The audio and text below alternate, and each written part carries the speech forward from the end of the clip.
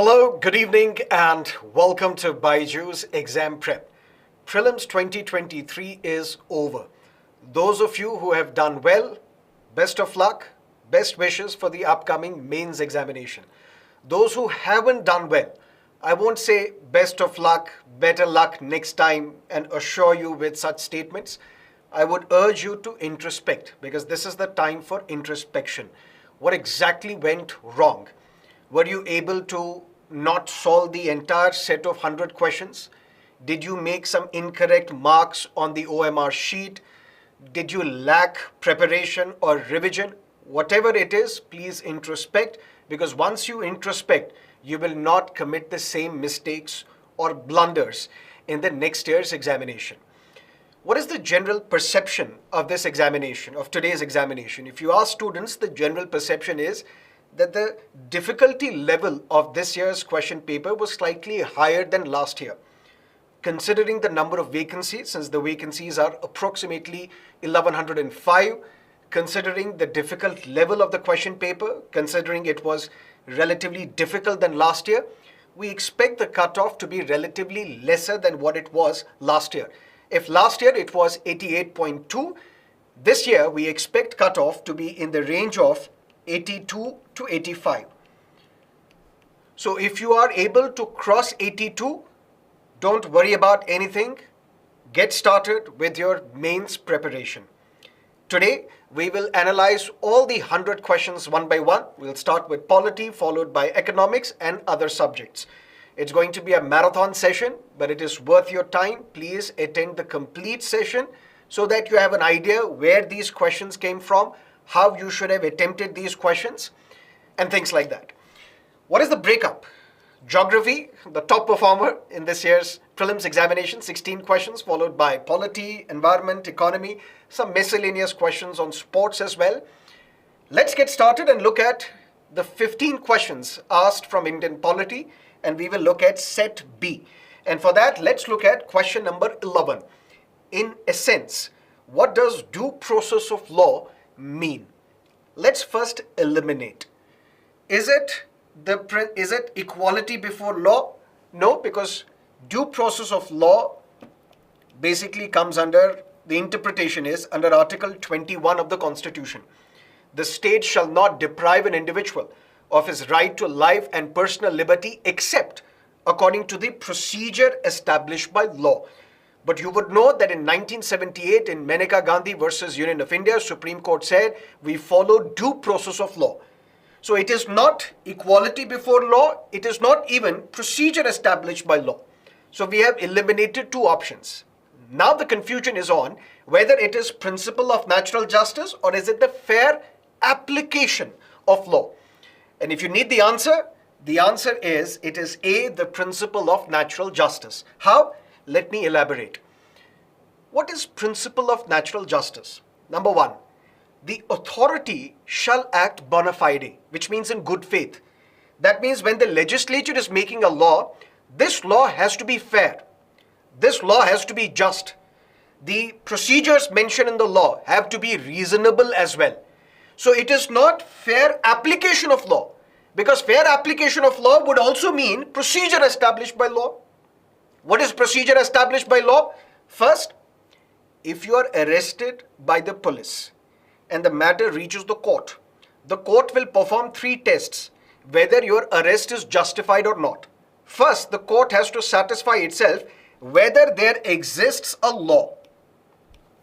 There has to be a law which justifies interference with your liberty. Second, this law should be valid as well. Third, the procedures that are mentioned in this law should be followed as well. Which means if the procedure is not followed, which means if the law has not been applied logically, then you will be set free. But in 1978, the Supreme Court said, we will perform a fourth test. And the test is, this law has to be just. This law has to be fair. The procedures mentioned in the law have to be reasonable as well. And Supreme Court said, apart from that, we follow principles of natural justice. One such principle is, the authority shall act bona fide. That means in good faith. That means when the legislature is making a law, it has to be a fair law. Number two, the courts will not decide whether an individual is guilty or not without hearing both sides, without hearing both the parties, which is what we say, the courts cannot give a judgment ex parte without hearing the other side, other party to this dispute. And you must have heard repeatedly the Supreme Court saying, we will follow due process of law, we will hear the other party, and then we will pronounce the judgment in this particular case. So due process of law means principles of natural justice, which means that the authority shall act bona fide, which means that nobody shall be sentenced, shall be prosecuted, shall be convicted without being heard. This in essence means due process of law, something that is followed in United States, something because of judicial interpretation we follow in India as well. Sir, why not fair application of law? Let's assume that we are following procedure established by law. We are not following due process of law. Even if we follow procedure established by law, it means there has to be a law which justifies your arrest. And this law should be valid as well. And if we say if this is not a valid law, which means you are not fairly applying that law, it ultimately means you will be set free by the judiciary. So long story short, the answer to this question is A, principle of natural justice. A is the right answer. Let's look at question number 12, factual question. Statement 1, in India, prisons are managed by state governments with their own rules and regulations for the day-to-day administration of prisons. And you would know that in the distribution of powers between center and the state, prison comes under state list 2. So statement number 1 is correct. In India, prisons are governed by the Prisons Act 1894, which expressly kept the subject of prisons in the control of provincial governments, which means the state governments. Both these statements are correct, which means A is the right answer. Clear? Let's look at another question. Question number 13. Which one of the following statements best reflects the chief purpose of constitution of a country? And this is basically a repeat question. We have witnessed number of questions on constitutional government, constitutionalism asked by the UPSC in the prelims examination. So constitutionalism basically means doctrine of limited government, which means the powers available with the government are not unlimited. There is a limitation on the powers of the government. And that limitation is imposed by the Constitution. So Constitution is the supreme law of land, which enjoys special legal sanctity. And the answer to this question is, it defines and limits the powers of the government. So first, this Constitution has to give some role and responsibility to the government. And at the same time, after this responsibility is given to the government, the same Constitution has to impose limitations on the powers of the government so that the government does not exceed its powers. That is constitutionalism, and that is the chief purpose of the Constitution. Yes, the purpose of the Constitution is to define the areas of responsibility of the different organs of the state. What should be the role and responsibility of legislature, of executive, of judiciary? Yes, but the chief purpose is it defines and limits the powers of the government. C is the right answer. Done. Let's look at question number 14. In India, which one of the following constitutional amendments was widely believed to be enacted to overcome the judicial interpretations of fundamental rights? Is it 86th Amendment? No, because it is something to do with Article 21 capital A, where right to primary education was added as a fundamental right. Another fundamental duty under Article 51 capital A was added. Another directive principle of state policy was added. So it is not 86th Amendment. It is not even 44th Amendment. Why? Because 44th Amendment basically tried to undo the damage caused to the Constitution by the 42nd Amendment. So that is 44th Amendment.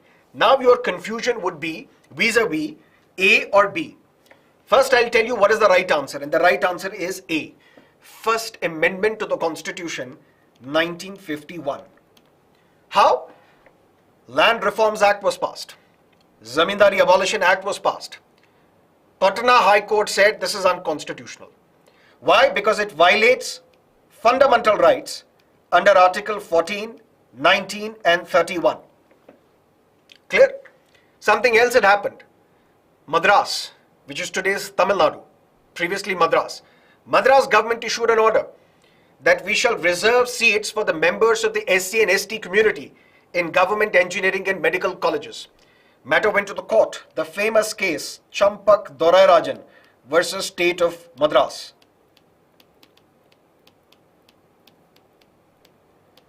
I will be explaining some questions in more detail than the others because some are clearly factual, which you will be able to understand, but some conceptual clarity is required so that you can understand what should have been the right answer for this question. In Champak Dorairajan, the Supreme Court asked Madras government, what are you doing? And Madras government said, we are basically trying to implement directive principles of state policy. Supreme Court said, no, fundamental rights are superior. Directive principles are inferior. And that is why this reservation policy is unconstitutional. How did the parliament react to the Patna High Court, to the Supreme Court judgment? By amending the constitution, adding Article 31 capital A, adding Article 31 capital B, which led to the introduction of the 9th schedule to the constitution. 31 capital A basically allows the state to take over the control of companies, estates, land, even if it violates Article 14, 19 and 31. 9th schedule, any law placed in 9th schedule is beyond judicial review. Yes, 42nd Amendment also tries to limit the role, of the judiciary when it comes to constitutional amendments. Constitutional amendments. But here the question is specifically asking for what was widely believed to be enacted to overcome judicial interpretation of the fundamental rights under Article 14, 19 and 31 specifically. And that is why the answer is First Amendment to the Constitution in 1951, which was in the aftermath of the judgment given by the Patna High Court, given in the Champak Dorairajan case, and that is how 31 capital A, 31 capital B was inserted into the Constitution. So that is the First Amendment to the Constitution. A is the right answer. Question number 15. Consider the following organizations and bodies in India. National Commission for Backward Classes. Is it a constitutional body? Yes, it is. National Human Rights Commission. It is basically a statutory body created under the Protection of the Human Rights Act 1993. It's a statutory body. The National Law Commission. It's basically extra-constitutional, non-statutory body. It's basically created by the notification issued by the central government. So it is not. The National Consumer Disputes Redressal Commission. Also it is not. It's basically a quasi-judicial body. Basically a statutory body created under the Consumer Protection Act. So how many of the above are constitutional bodies? A, only one is the right answer. Question number 16. Consider the following statements. If the election of the President of India is declared void by the Supreme Court of India, all acts done by him or her in the performance of duties of his or her office of the President before the date of decision become invalid. No. They remain in force, they don't become invalid. Election for the post of the President of India can be postponed on the ground that some legislative assemblies have been dissolved and elections are yet to take place. This is something that is mentioned in your standard books. Even if there is a vacancy in the Electoral College, previously election was conducted to the office of the President when Rajasthan Legislative Assembly was under suspended animation. But a vacancy in the Electoral College does not mean that you postpone the elections to the office of the President of India. When a bill is presented to the President of India, the Constitution prescribes time limits within which he or she has to declare his or her assent. And you would know under Article 111, the President has some options. He can give her assent to a bill, he can withhold assent to a bill, he can send the bill back for reconsideration, or he may not act on this bill at all. So, but there is no time limit. So how many of these statements given above are correct? D. None of these statements are correct. D is the right answer.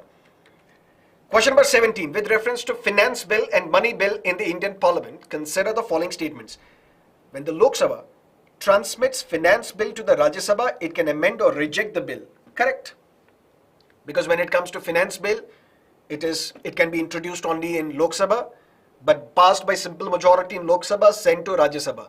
Rajya Sabha has all the powers on this finance bill. It can reject a finance bill, it can amend a finance bill, it may not act on the finance bill, and then when there is a deadlock, there can be a joint session of the two houses, joint sitting of the two houses. When the Lok Sabha transmits money bill to the Rajya Sabha, it cannot amend or reject the bill, it can only make recommendations.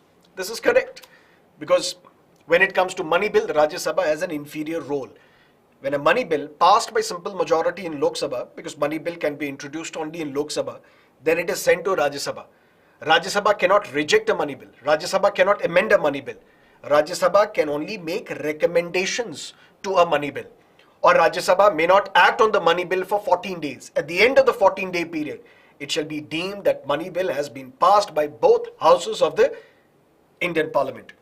In the case of disagreement between Lok Sabha and Rajya Sabha, there is no joint sitting for money bill. Correct? There is no joint sitting for money bill, but a joint sitting becomes necessary for a finance bill. It doesn't become necessary. There may be a joint sitting of the two houses on a finance bill if there is a disagreement between Lok Sabha and Rajya Sabha, but it is not necessary for the president to notify a joint sitting. This is incorrect. How many statements given above are correct? B, only 2 is the right answer. Clear? Let's look at question number 19 with reference to scheduled areas in India. Consider the following statements. The president has the power to establish a scheduled area, to increase the area of a scheduled area, to abolish a scheduled area. Within a state, the notification of an area as scheduled area takes place through an order of the president. This is correct. The largest administrative unit forming the scheduled area is the district. That is how, let's say for example, there is a scheduled area under 6th schedule of the constitution. One district can be created as an autonomous district. So the largest administrative unit is district and the lowest is the cluster of villages in a block. Factual? Correct. The chief ministers of the concerned states are required to submit annual reports to the Union Home Ministry on the administration of the scheduled areas in the state. The governor of the concerned state is required to submit annual reports not to the Union Home Ministry but to the President of India, either annually or as may be determined by the President. The President may call for an annual report or another report even before the completion of a year. And that is what makes statement 3 as incorrect. Which of the above statements are correct? B, only 2 is the right answer. Clear?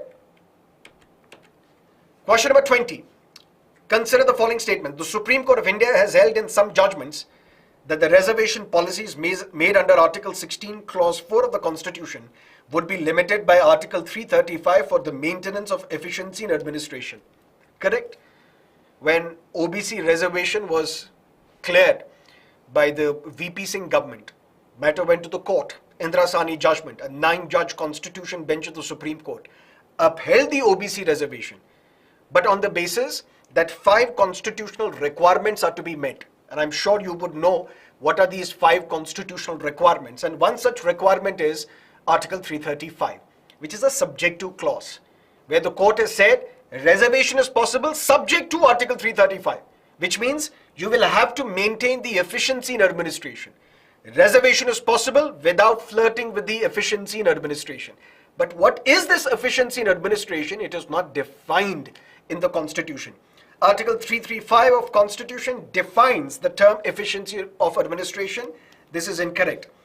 So statement 1 is correct, but statement 2 is incorrect. So for question number 20, C is the right answer. Clear? Let's look at question number 51 with reference to home guards. Consider the following statements. Home guards are basically voluntary organizations in various states.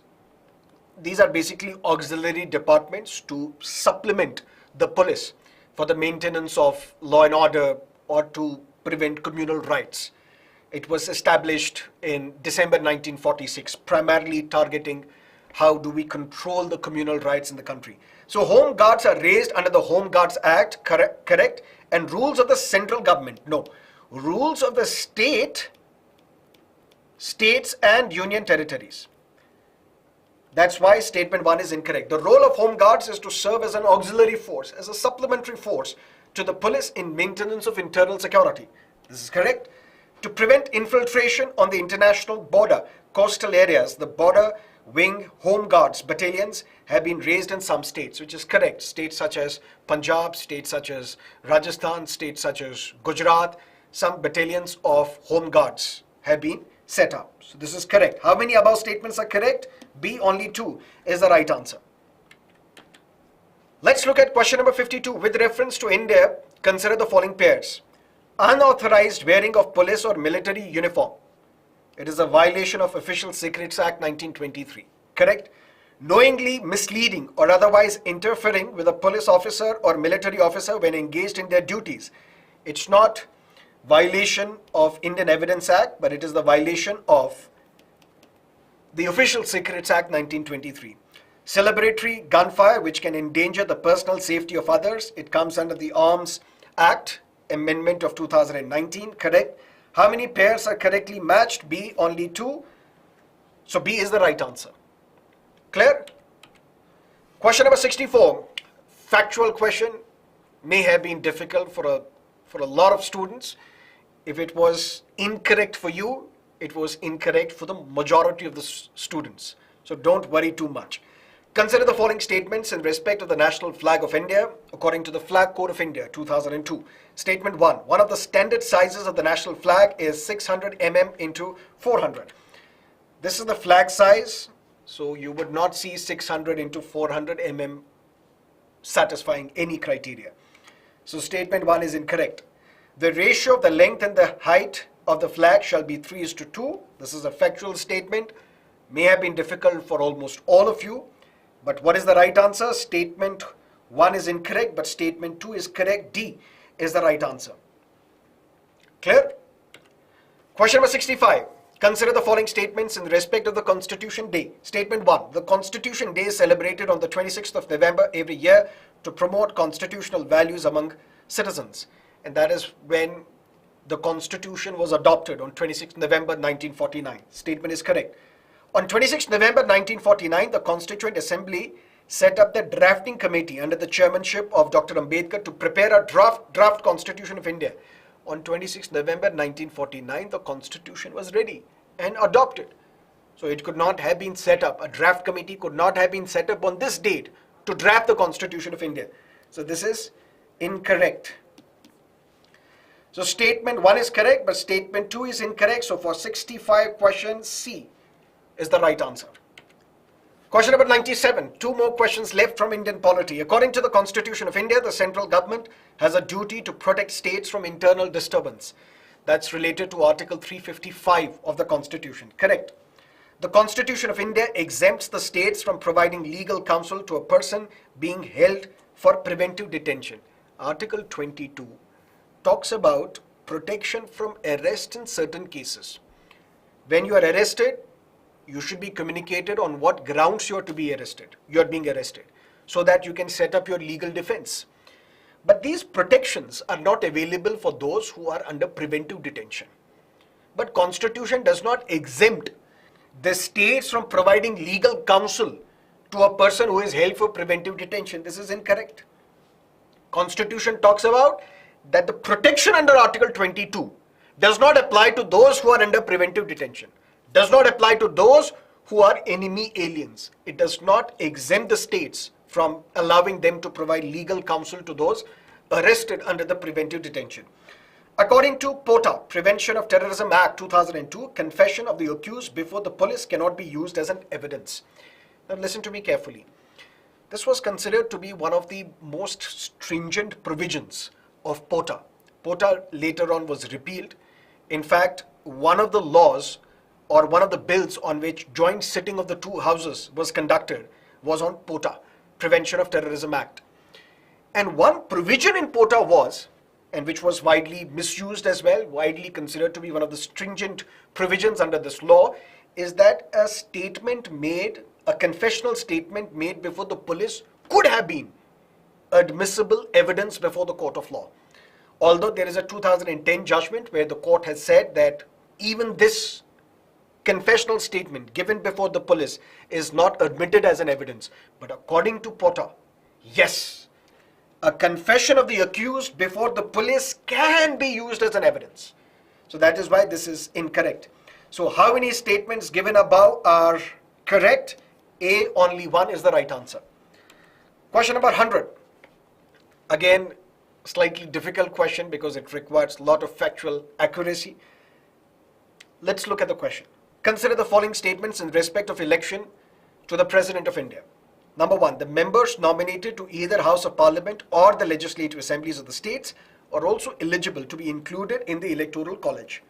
Electoral college for the president consists only of the elected members of the parliament and state legislatures, not the nominated members. Higher the number of elective assembly seats, higher is the value of vote of each MLA of the state. How do we calculate the value of vote of an MLA?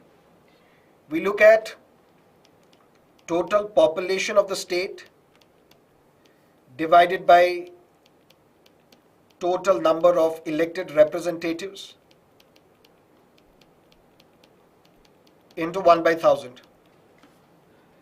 Higher the number of elected representatives, higher is the value of vote of each MLA. It should be converse. Lower the value of the elected representatives, higher would be the value of the vote of an MLA. So statement 2 is also incorrect. The value of vote of each MLA of Madhya Pradesh is greater than that of Kerala. Kerala MLAs, their value is more than that of Madhya Pradesh. But I'm not sure how you would have remembered this. I'll give you the benefit of doubt. This is incorrect. The value of vote of each MLA of Puducherry is higher than that of Arunachal because the ratio of the total population to total number of elective seats in Puducherry is greater as compared to Arunachal Pradesh. This is correct. The value of vote of an MLA of Puducherry is greater than that of the value of vote of Arunachal Pradesh. And why? Because the explanation is right. The ratio of total population divided by total number of elected MLAs is higher, greater in Puducherry as compared to Arunachal Pradesh. So statement 4 is correct. How many statements given above are correct? A, only one is the right answer. These were 15 questions asked from Indian polity. But now I will tell you something else. I will share something else. This was the video which we uploaded 10 months ago. This is part of our knowledge series. And we have explained principles of natural justice and due process of law relationship. If you would have watched this video, question number 11, first question on Indian polity, you would not have committed any mistake. Prisons comes under state list. I've discussed this on January 3, 2023, when we discussed India Justice Report, when we discussed prison reforms required. Here lies the question. I'm not saying UPSC picked question from these videos. I'm only trying to say is that these topics and concepts we have covered. Constitutionalism. What is the basic purpose of the Constitution? What is the chief purpose of the Constitution? Wherein I have cited the arguments of John Locke, political theories, and this was part of our live classroom program. This I've covered on February 2nd at 6 o'clock in the morning. So if you have attended that lecture, you would not have made any mistake. Constitution Day is celebrated on 26 November 1949.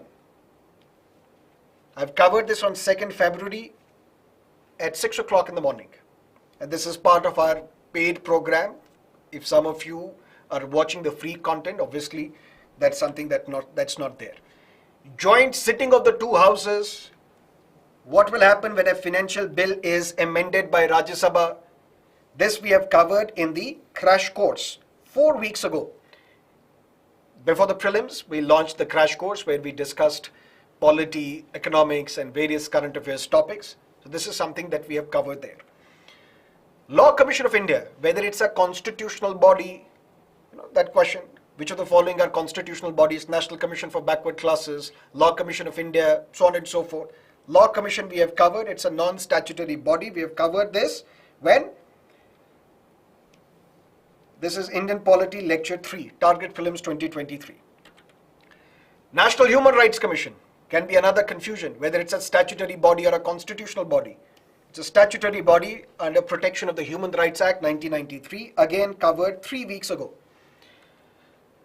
Reservation is possible only if Article 335 is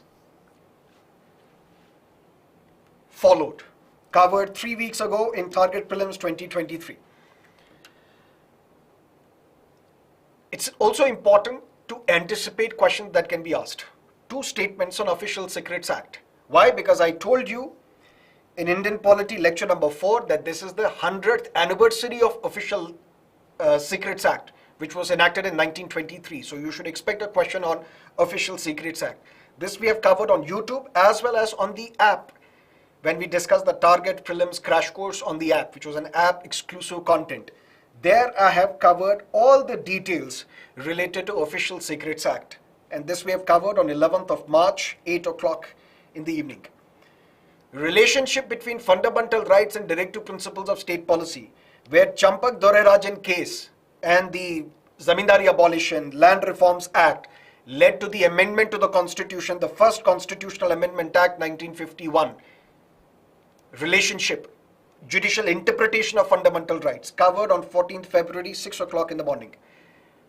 Now, it is too difficult for you to also look at and understand and remember all the value of votes of an MLA of a state. That's something that we have covered on 16th of February, 6 o'clock, where we have discussed the value of votes as well. Article 355, the question, it shall be the duty of the center to protect the state from internal disturbance as well as from external aggression, covered on 24th of February at 6 o'clock in the morning. Scheduled Areas Act, that it shall be the responsibility of the President to establish, abolish or alter scheduled tribal areas and send report annually or any time as asked by the President. But this is the responsibility of the Governor, not the responsibility of the Chief Minister. More, but that is something that we will discuss sometime later. I will not waste much of your time. Now I would request my colleague Sham sir to come and discuss the Indian economy questions. And if you have liked this session, do not forget to press the like button. And if the Target Prelims crash course, whether on YouTube or on the app or our paid programs, whether it is the tablet learning program or the live online classroom program, has been of some help to you while attempting the 15 questions asked from Indian polity, do let me know in the comment section, but without failing to press the like button. Sham sir, please join me now and discuss the remaining questions on Indian economy. See you.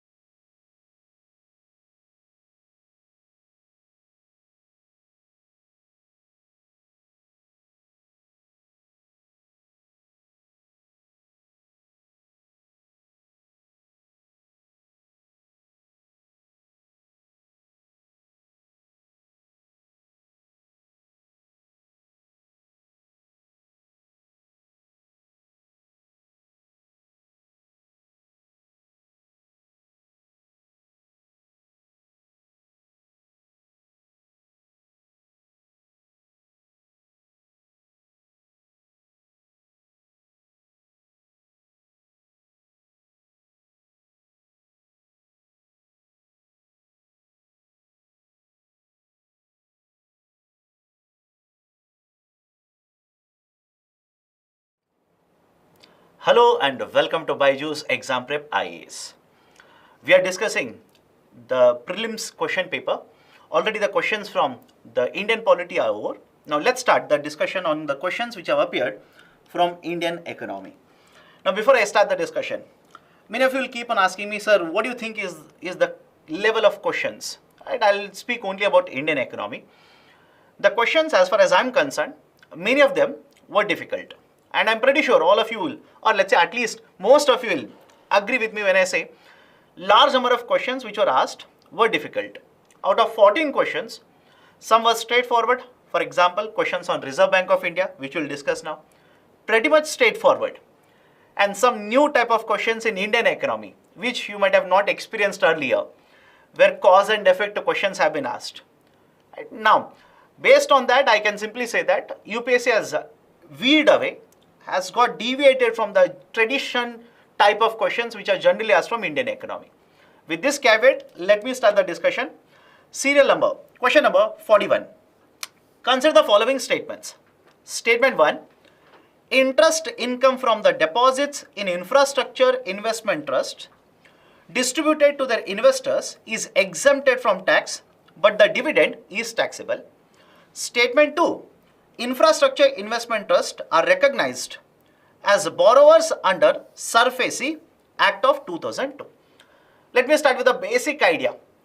The infrastructure investment trust has been there in the discussion for the last, let's say, 3 to 4 years.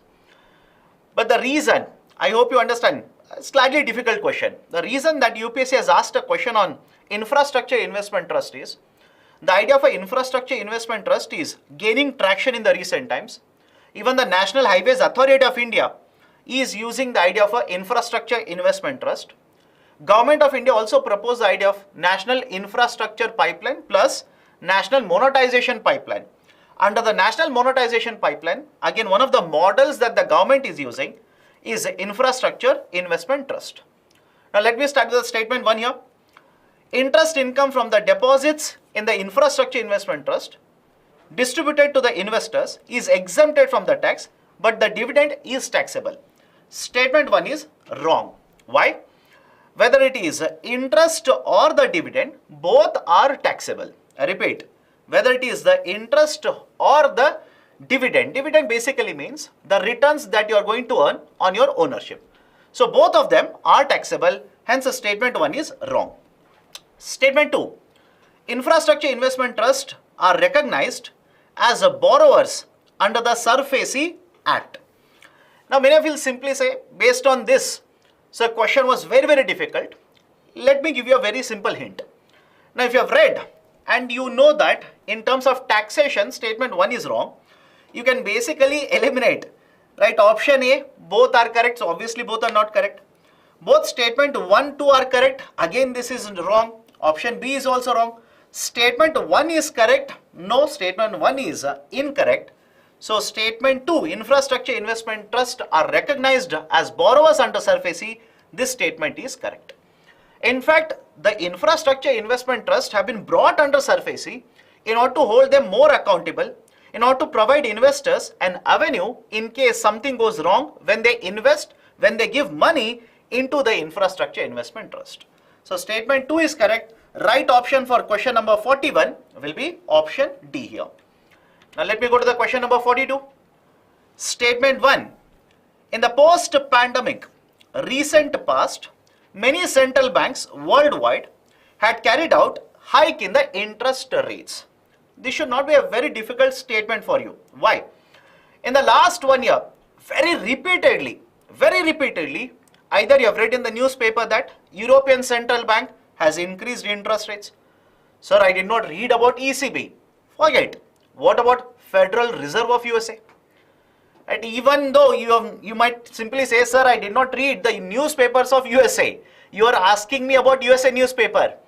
My dear, if you have been reading Hindu only, forget about other business newspapers, Hindu only, very often you would come across one newspaper article at least once every 2 months, the fear of rising interest rates in USA. That is, Federal Reserve will start increasing interest rates, that it has been doing in the last 1 year.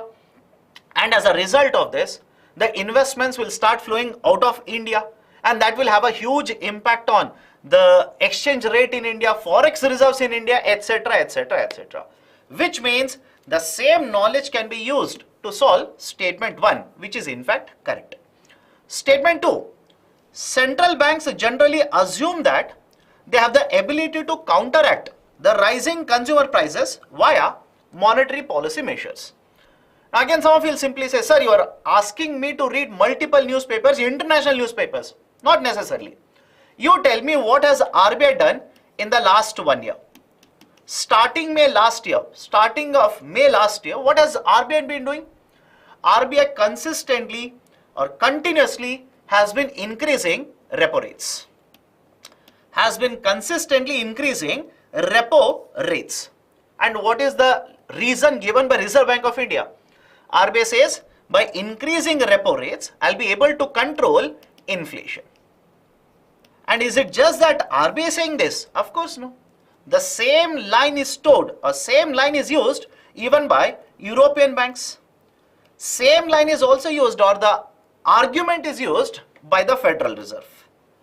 So what are you basically looking at? That second statement which says that central banks increase the interest rates in order to control inflation, that is through monetary policies, statement 2 is also correct.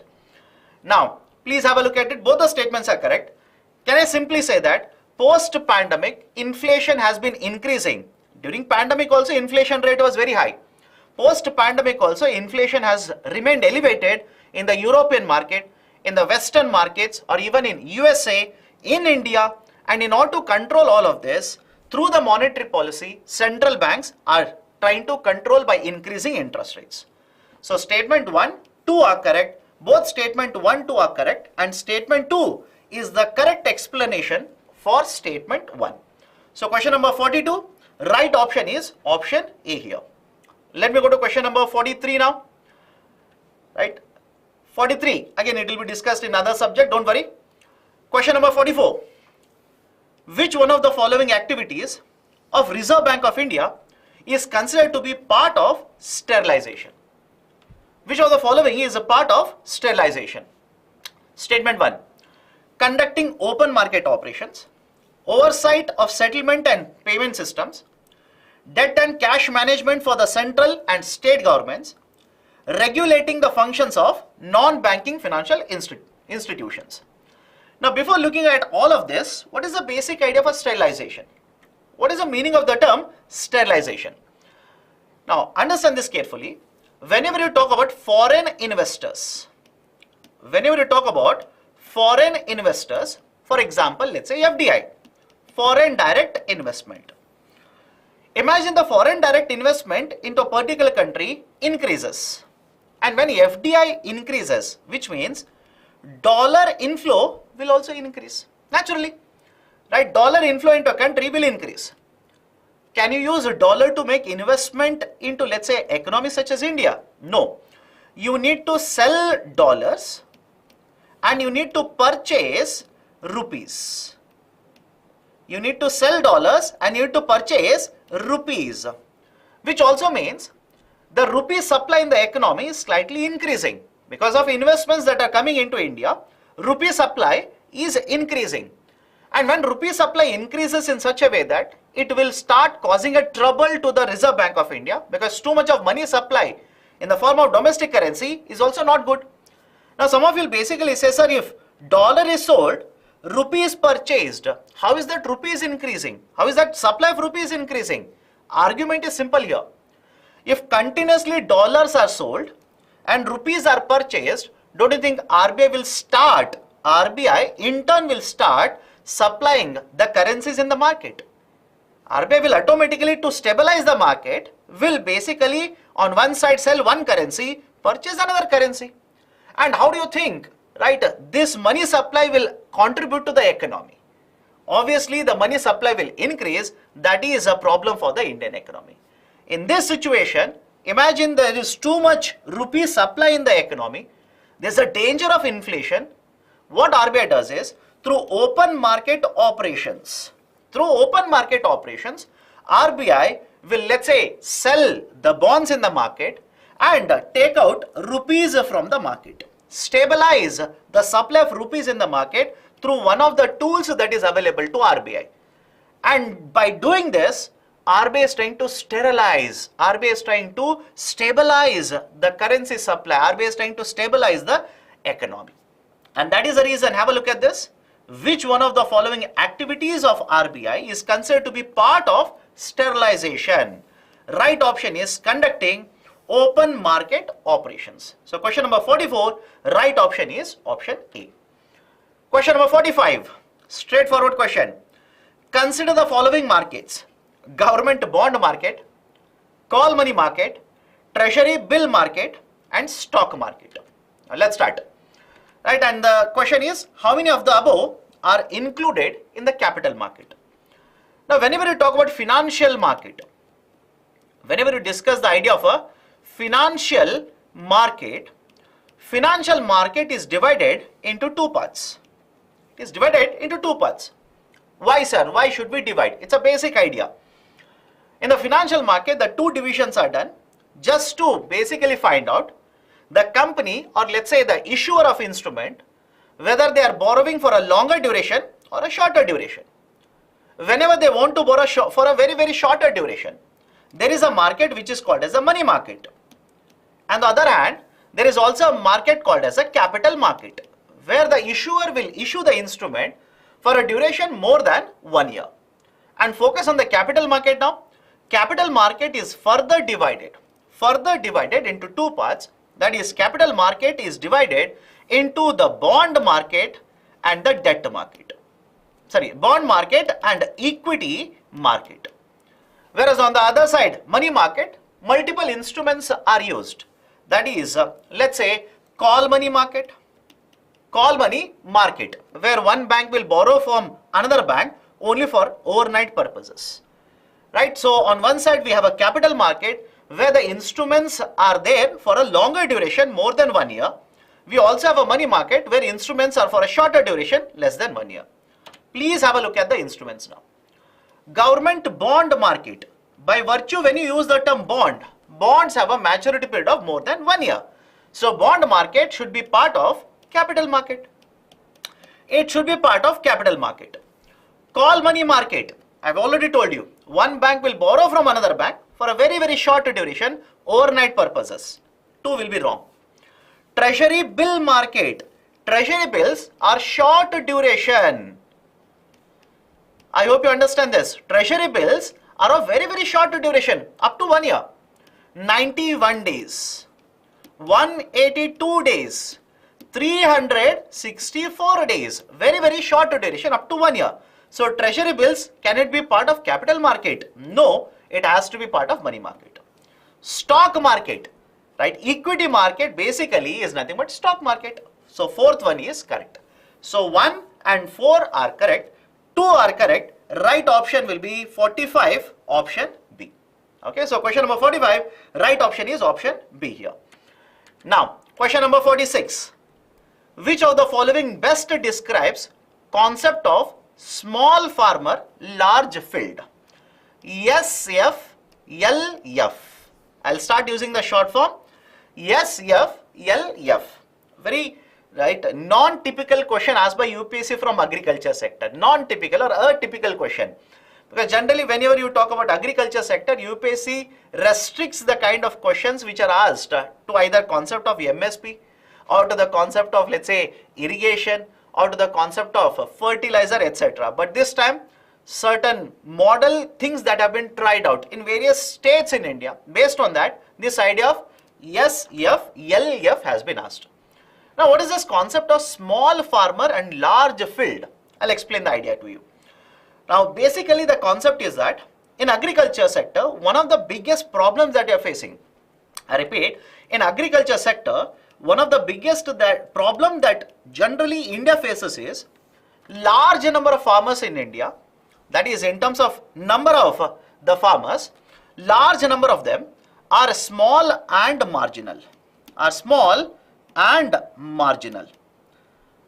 And whenever you are, let's say, a marginal farmer, what is the problem if the number of marginal farmers are very high? And if you look at the data, as per agriculture census, the latest agriculture census, 2016, you will know that more than 86% of the farming in case of India is either small or marginal farming. A large chunk of the farming is small and marginal.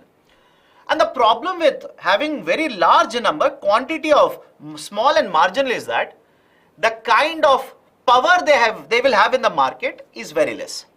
Sir, what do you mean by this? Imagine there are 1 lakh marginal farmers. Imagine there are 1 lakh marginal farmers, each one of them cultivating on a piece of land less than 1 hectare, that is less than 2.5 acres. The problem with this is, because they have very small piece of land to cultivate, the demand for, let's say, seeds, the demand for certain irrigation equipment, etc., individually looked at will be very, very low. And their bargaining power in the market will also be very, very low. In order to address this issue faced by the marginal farmers, specifically marginal farmers, we have introduced the concept of small farmer, large field. Under this, what generally happens is, large number of these marginal farmers will come together, just like a concept of grouping, cooperative. Again, it's not a cooperative, but understand the logic here. Just like in cooperative, people will come together to pool resources. Even in case of small farmer, large field, large number of these marginal farmers will come together, form a group, and as a collective, as one unit, now they'll try to negotiate with the market. Right? This is basically the concept of small farmer, large field. Now have a look at the options here. Many marginal farmers in area organize themselves into the group and synchronize, right, synchronize and selected agriculture operations. Right? So the right option for question number 46 will be option B here. Question number 47. Consider the following statements. The government of India provides minimum support price for Niger seeds. Very often, if you have seen the UPSC trend, very often there is one question on idea of MSP. And whenever you discuss or you have come across the idea of MSP either in the classroom or in the book, etc., you will understand the point that there are more than 20 plus crops. More than 20 plus crops. Generally, you will come across a list of 23 crops. So then more than 20 crops which are covered under the central government's policy of MSP, minimum support price. And these 20 plus crops are generally divided into different groups. How many commercial crops are there? How many are cereals? How many are millets, etc., etc. And one of these 20 plus crops is a Niger seed. So right statement, first statement is basically the right statement. Niger is cultivated as a kharif crop, straightforward question from geography part, and this is a beauty of the UPSC questioning. Can you say this is purely an economics question? No. Can you say this is purely a geography question? Again, the argument is no. You will see that it is a mix and match of different concepts that you have come across, different subjects in your preparation. So Niger is cultivated as a kharif crop. Yes.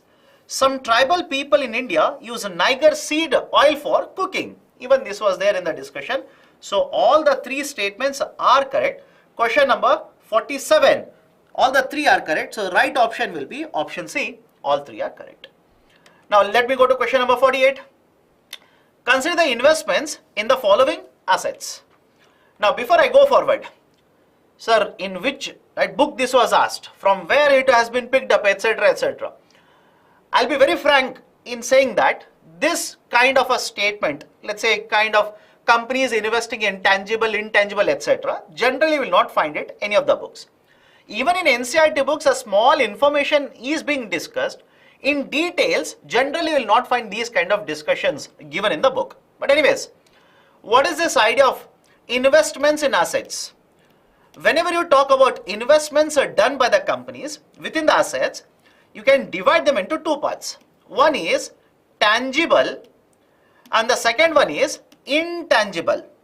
One is tangible and second one is intangible. And the question which has been asked here is intangible investment. Please understand, it is on intangible investments. Now, what is the basic difference between a tangible investment or a tangible asset and intangible asset? Let me start with a very simple idea. Can everybody see the marker in my hand? Simple question. Can everybody see the marker which is there in my hand? Of course, yes. That is, anything that has a physical form which is visible to you can be referred to as a tangible asset. For example, let's say, right, in this question itself, there is a term called as inventory. Inventory means what? Anything that is there with the company to begin with. For example, imagine you start a company, you will purchase a certain intermediary goods, you will produce the goods, you will keep them with you, inventories. Right, so inventory, can you see those products? Of course, yes. Are they visible to you? Of course, yes. Tangible asset. On the other side, intangible. Simple example. Imagine you invest in research and development and you have a patent. You have a copyright. You have an industrial design. Is it visible to you? Right? It's a technology. Is it visible to you? Of course, no. So in that situation, these are referred to as intangible assets. Now come back to the question here. Consider the investments in the following assets. Brand recognition. It's an asset for the company. In fact, it's an asset. Is it tangible? No, it is intangible. First one is correct.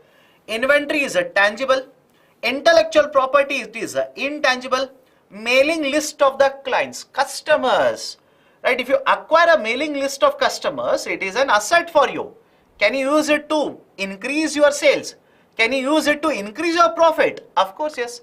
But is it tangible? No, it is intangible. So 1, 3 and 4 are correct. Right option for question number 48 will be option C. Only 3 are correct. Question number 49. Consider the following. This, if you have made a mistake in this, because this is a very, very straightforward static question. Very, very straightforward static question. If you have been following the discussions that we have been having, you will realize that I discussed the Finance Commission multiple times. And everywhere I have told you, please do not worry anything about calculation in the Finance Commission. I'll repeat the statement again. You don't have to be worried about calculations in the Finance Commission formula. All you needed to do was simply by heart and what is the weightage, how much is the weightage given to all of them. And based on that itself, a question has been asked here. Now the question is about horizontal tax devolution. What is the basic idea for horizontal tax devolution? Under Article 280, you have Finance Commission which is established. Finance Commission is established. And Finance Commission will give you a vertical devolution, a formula for vertical devolution, also a formula for horizontal devolution. What's the basic idea here? The central government will impose and collect taxes. Now, how much part of the taxes will go to all the states and how much will be left with the center? And once all the taxes which will go to state, how much of these taxes will go to state 1, 2, 3, etc., etc. The first one that will give recommendation between the center and the state, it is called as vertical devolution. And once the vertical devolution is done, the money will go to the states. Now, how much of this will go to state 1, 2, 3? That is called as horizontal devolution. In case of 15th Finance Commission, in case of 15th FC, 15th Finance Commission, the vertical devolution is adjusted to 41% and based on various parameters, horizontal devolution formula has been provided. And the question is on these 6 parameters within the horizontal devolution. Demographic performance, yes. Forest and ecology, F and E. Because until very recently, that is until 14th Finance Commission, it was not forest and ecology. It was only forest. Now in the 15th FC, it has been changed to forest and ecology. Governance reforms, no, it is not part of it. Stable government, no. Tax and fiscal efforts, yes. Income distance, population, etc. These are the parameters which are covered in the 15th Finance Commission horizontal devolution formula. So 1, 2 and 3, these are the 3 parameters which are covered in the horizontal devolution. Question number 49, the right option will be option B here. Question number 50, consider the following infrastructure sectors: affordable housing, mass rapid transport, healthcare, renewable energy. And how many of the above does UNOPS Sustainable Investment in Infrastructure and Innovation, that is S3I, it is given here. initiative focus for its investments. Now again, you simply had to by heart how many types of sectors are covered under S3I. Factual question, straightforward factual question. Right, so within S3I, what kind of sectors are covered? Affordable housing, yes, it is covered. Mass rapid transport, MRT, no. Healthcare is covered. Fourth one, renewable energy is also covered. In fact, within India, related to these, that is S3I, many investments have been taking place, especially in many states related to renewable energy. Lot of investments have been done under S3I initiative itself. And the whole idea of S3I is to promote many countries, or let's say the global economies, achieving the concept of sustainable development goals. So 1, 3, 4 are correct. So right option will be 3. That is option C will be correct. So question number 50, option C is the correct one. Question number 68. Consider the following statements. Statement 1. India accounts for 3.2% of global exports of goods. Now this is a very tricky statement. Tricky in the sense, nothing to analyze, right? Nothing very technical here. It's simply factual. 3.2, that is what they have thrown at you. Is it correct? Is it wrong? Now, the reason is simple. Reason is, very recently Government of India has announced a new foreign trade policy. Under the new foreign trade policy, various objectives, goals have been set up by the government. And earlier foreign trade policy, the FTP 2015, the whole objective under the FTP 2015 was to ensure that India will be able to export $900 billion worth of goods by 2020. That was a target under the earlier FTP. And if we have achieved that, if we would have achieved the $900 billion, then India's exports would be accounting for somewhere around 3.5%.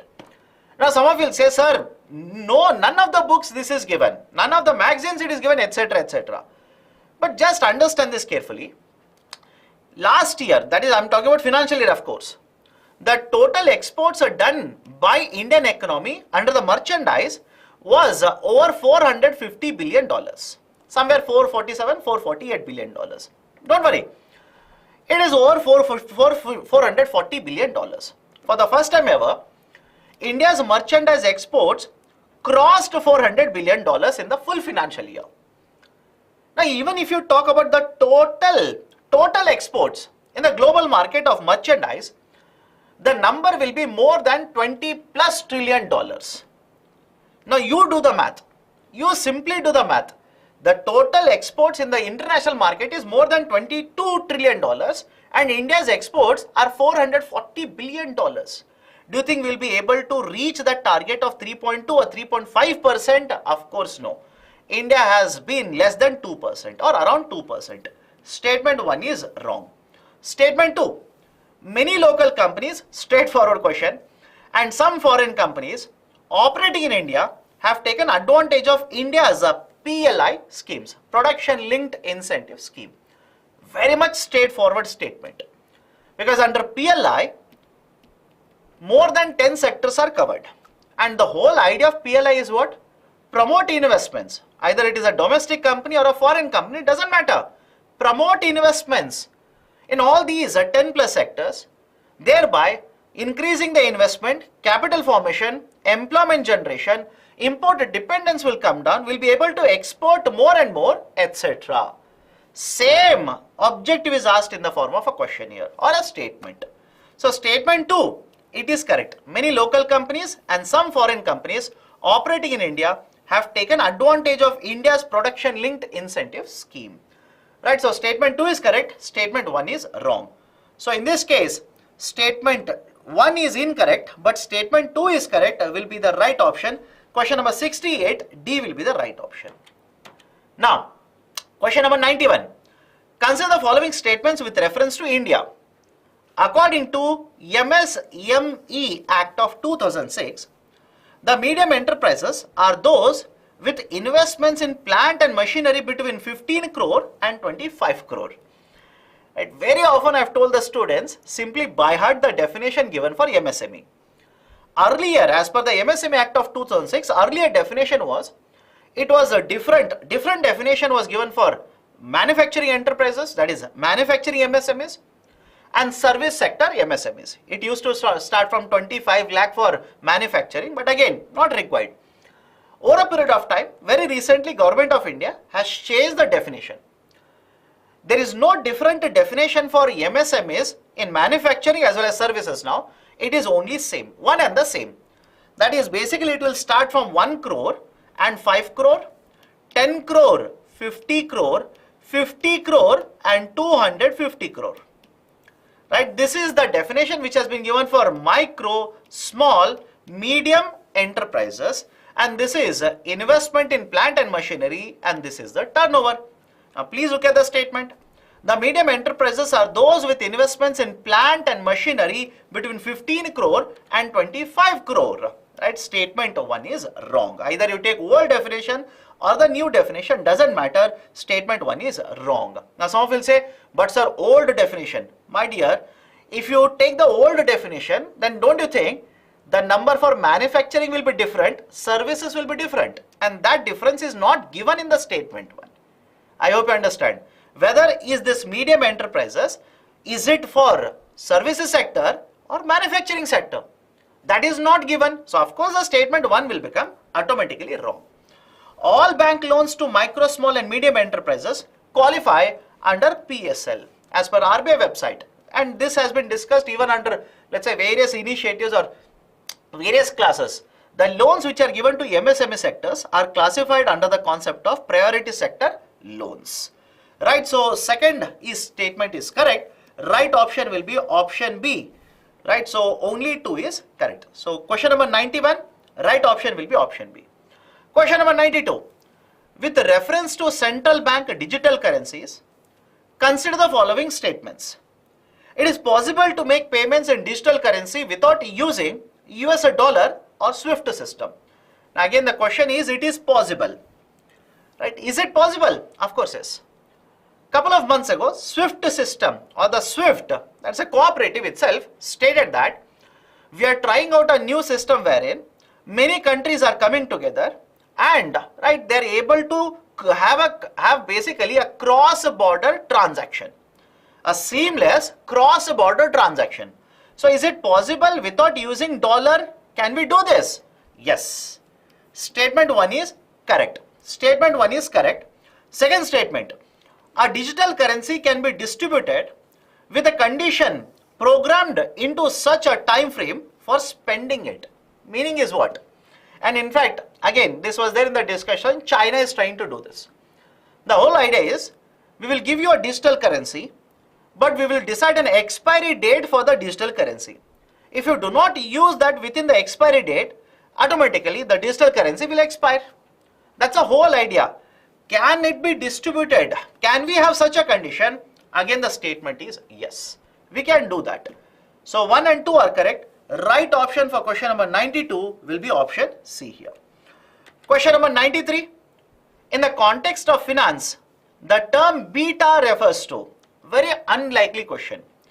Very unlikely. Right? Most of you would have read the newspapers, right, without covering this concept of a beta finance or beta in the financing. Right? Very, very unlikely question. But again, that is the unpredictable nature of UPSC. If you have seen in the last couple of months what is happening in the market, the shares of some of the companies are dropping, or basically the prices are declining or increasing by a very faster pace compared to the whole market behavior. That is, imagine if the NSE, National Stock Exchange, you take on one side, and the stock price of one company you will take on the other side. If there is a huge variation between the whole NSE compared to the stock, that is, let's say, if I say beta of a stock is 2 or let's say 1.5, what does it mean? If I say 1.5, whatever is the movement in the NSE, the movement in the market prices of the stock is 50% more than that, which means volatility is very, very high. Right? So the beta term in the context of financing, again I'll admit to this point, very unlikely question. Right? And this is what UPSC does. You cannot complain about UPSC. This is what UPSC does. For example, the cause and effect questions, until now in GS paper they did not ask it. but this year they are asking even in economics. Until now, only one is correct, only two statements are correct, three statements correct. These were very few. Now they have become many. Compared to few, they have become many. And there will be some questions on which there will be a term used in the question which you would have never heard of it in any kind of a preparation. That is a tendency of UPSC. Right? Nothing surprising. That's a unpredictable nature of the UPSC. So that is a basic idea of a beta within the context of finance. So a type of a systemic risk that arises where perfect hedging is not possible, no. An investment strategy of a portfolio manager to balance a risk versus a reward, no. The process of simultaneously buying and selling of a different platform assets, no. A numeric value that measures the fluctuations of a stock to changes in the overall stock market. So question number 93, the right option is option D here. So these are the 14 questions which have appeared from various static sources as well as the dynamic sources from the Indian economy. And before I wind up and hand over the discussion to my colleague Harshmit sir, there is a very important point. I'll agree to the fact that these are unlikely questions. Generally, UPSC doesn't pick up these kind of questions from Indian economy.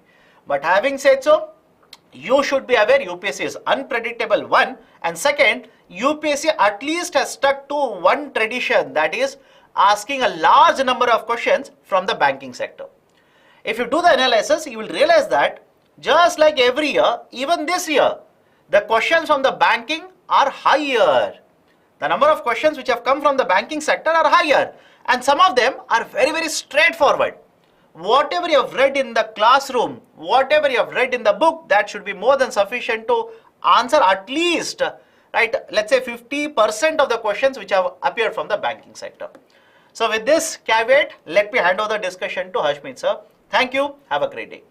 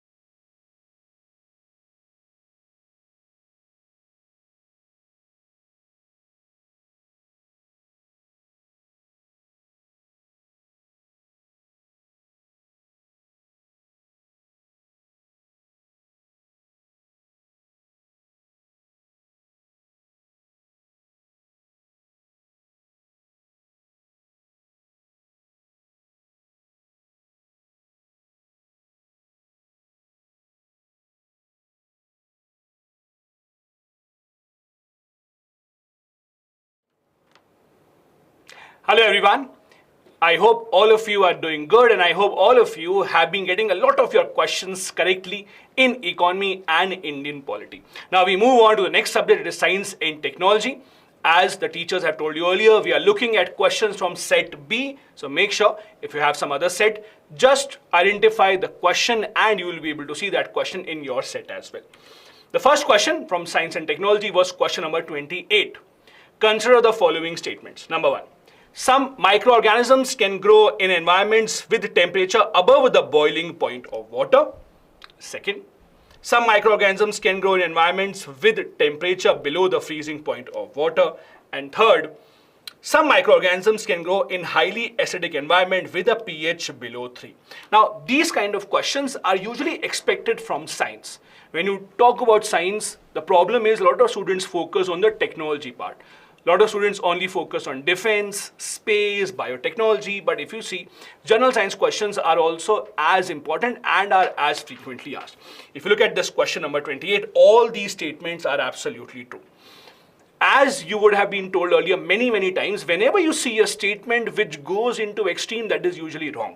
Similarly, when there is a statement that says that there can be a chance of at least certain microorganisms that can grow above the boiling point or that can grow in extreme conditions, that is usually correct. There are not many of these examples, but yes, there are a few examples that do come into mind when you talk about all these kind of microorganisms. All of these are absolutely true. There are certain microorganisms that are able to sustain even in the most extreme conditions, the boiling point of water or below the freezing point of water as well. The correct answer here would be C. All three are correct. Next, question number 30. Consider the following. First, aerosols, second, foam agents, then fire retardants, and fourth, lubricants. In the making of how many of these are hydrofluorocarbons used? Now again, the reason why all of us are calling this year's paper much tougher as compared to the last year or the last few years is mainly because of the way the options have been formed. Like in these kind of questions, you can just not eliminate even if you know one or two. You need to know all of these. If you look at all these one by one, in the making procedure of all of these, the hydrofluorocarbons are used. And that is why these usually, if you see, are kept away from children. These usually have to be kept away from very sensitive audience or very sensitive users. The correct answer here would be D. All these four have one of the ingredients as hydrofluorocarbons. Next, we jump on to question 59. Consider the following heavy industries: fertilizer plants, oil refineries, steel plants. Green hydrogen is expected to play a significant role in decarbonizing how many of the above industries? Now again, all of us were very well aware that green hydrogen will be a part of this year's paper in some form or the other.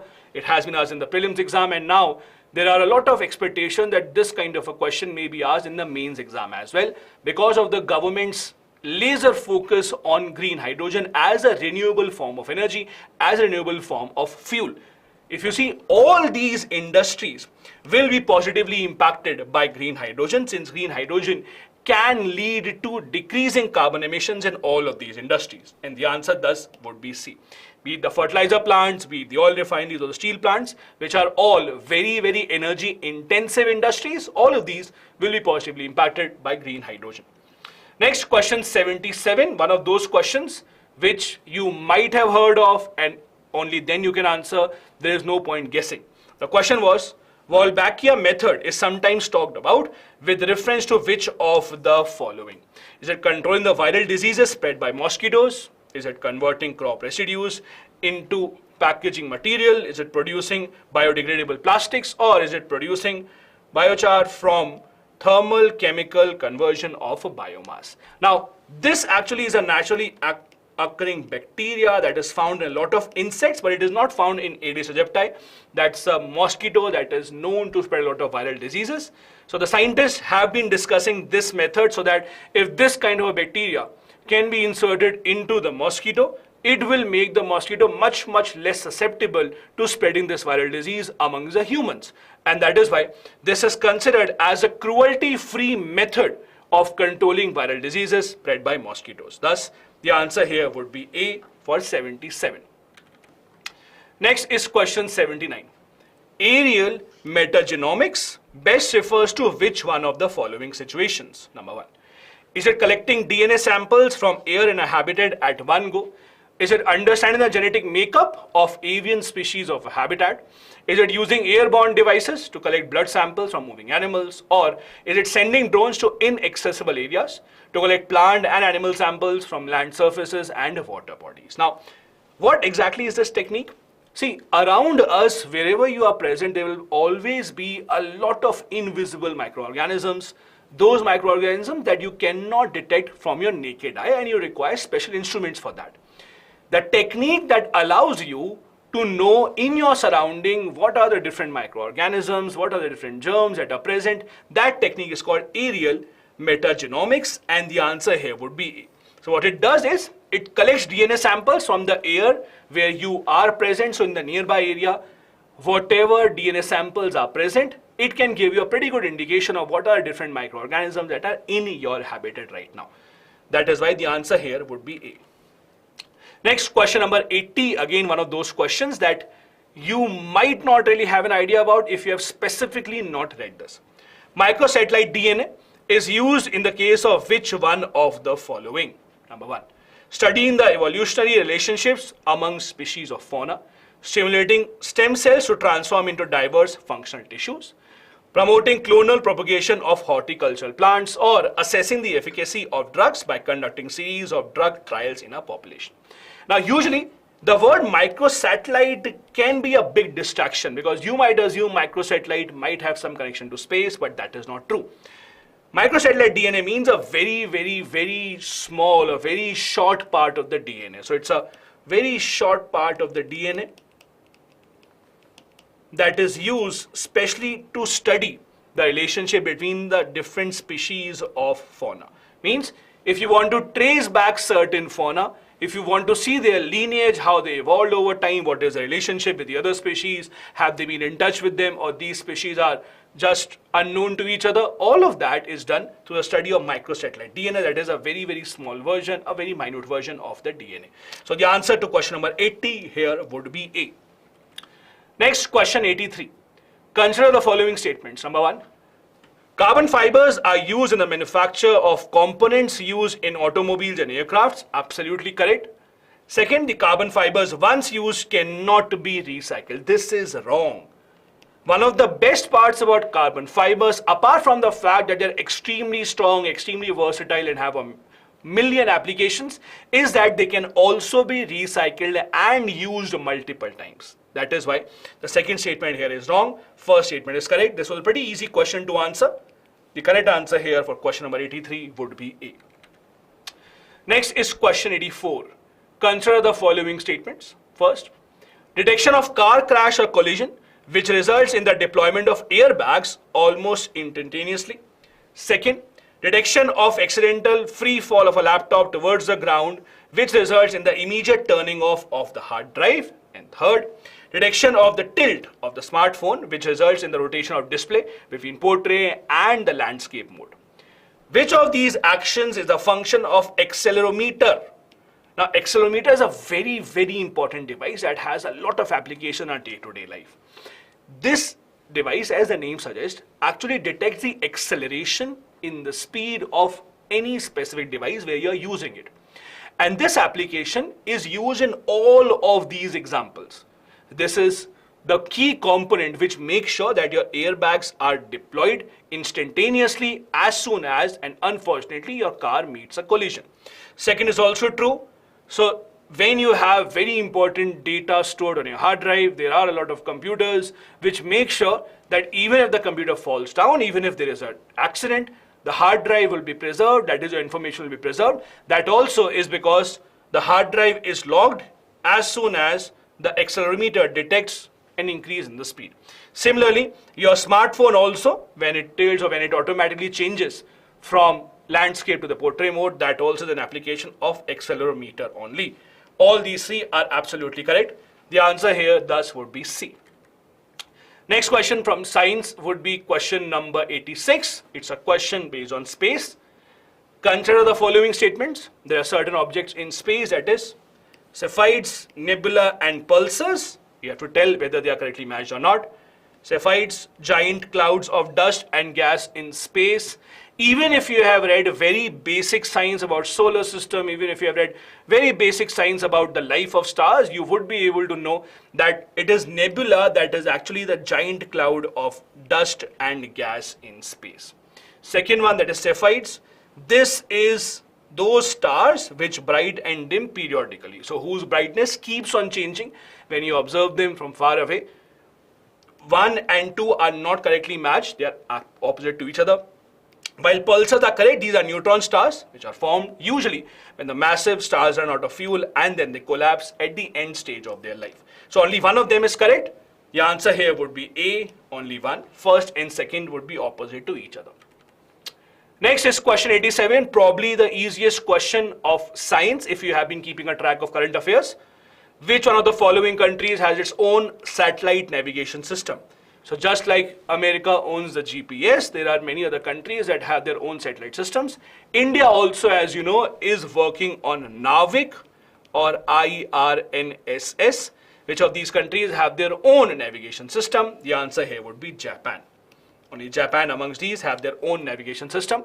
The difference between India's NAVIC and these countries would be that while other navigation systems present with various countries around the world, they give global coverage. So their system covers the entire world. In India, we are focusing mostly on India and 1500 kilometer radius from India rather than giving it a global coverage. The answer here thus would be D. Next question 88, again a pretty easy question to answer. Consider the following statements. Number one, ballistic missiles are jet propelled at subsonic speeds throughout their flights, while cruise missiles are rocket powered only in the initial phase of the flight. This is actually wrong because these are opposite to each other. So ballistic missiles usually take this kind of a route, they travel under gravity. That is why they are only powered during the initial phase, so that they can exit the Earth's atmosphere and then they can travel under gravity. So the ballistic missiles, they would be the one that are only powered during initial phases, while the cruise missiles that have a much straighter trajectory, that fly at much lesser altitude, they are the ones that have to be propelled throughout their flight till the time that they meet the target. That is why cruise missiles are usually more difficult to detect. They fly at a much lesser altitude and they are much more accurate as well. Agni 5 is a medium-range supersonic cruise missile, while BrahMos is an intercontinental ballistic missile. This again would be wrong. If you see, Agni 5 is not really a cruise missile. Agni 5 is actually intercontinental ballistic missile, while BrahMos on the other hand is a cruise missile, and not just any cruise missile. BrahMos is one of the world's fastest growing cruise missiles. So BrahMos would be cruise, while Agni 5 would be ballistic. Both the given statements here are wrong. Again, a pretty easy question from the part of science and tech. The answer here would be D. Moving on to the last question from the part of science and technology was question number 90. Again, as you can see, there are a couple of questions from green hydrogen. Again, indicates how important green hydrogen was as a topic. With reference to green hydrogen, consider the following statements. Number one, it can be used directly as a fuel for internal combustion. Second, it can be blended with natural gas and used as a fuel for heat or power generation. Third, it can be used in the hydrogen fuel cell to run vehicles. Again, just like the previous question about green hydrogen, here also all these given statements are absolutely correct. As we have discussed earlier as well, green hydrogen has a lot of applications, and that is why it has been at the center of the government's attention for a long time. We also have a green hydrogen mission. The government of India is trying to give a push to the production and also making it easier for transportation of green hydrogen as well. All of these are true. Green hydrogen can be used as internal combustion fuel. It can also be blended with natural gas, and it can also be used in hydrogen fuel cell to run the vehicles. The correct answer here would be C. All these three given statements are absolutely correct. This brings us to the end of our discussion from science and technology. About 12 questions from science and technology, a lot of them based on current affairs. At the same time, a lot of them are from the static part as well. But I would say, out of these 12, if you have prepared fairly well, you should have a good chance of solving 7 to 8 questions pretty easily. If your preparation was even better, you can go up to 9 or 10. But I don't think that less than 7 questions in this part would be a fair attempt. You should have gone at least 7 questions, right? However, since the kind of options that we got this time around were a bit tricky, you can give yourself a bit of leeway, and maybe even the 6th attempt would count as a fine attempt. Now I'll hand over to Mukesh sir, who will come here and start a discussion on geography and environment. Thank you so much. Stay tuned. We'll just be taking a very short break, and Mukesh sir will be joining us. Thank you.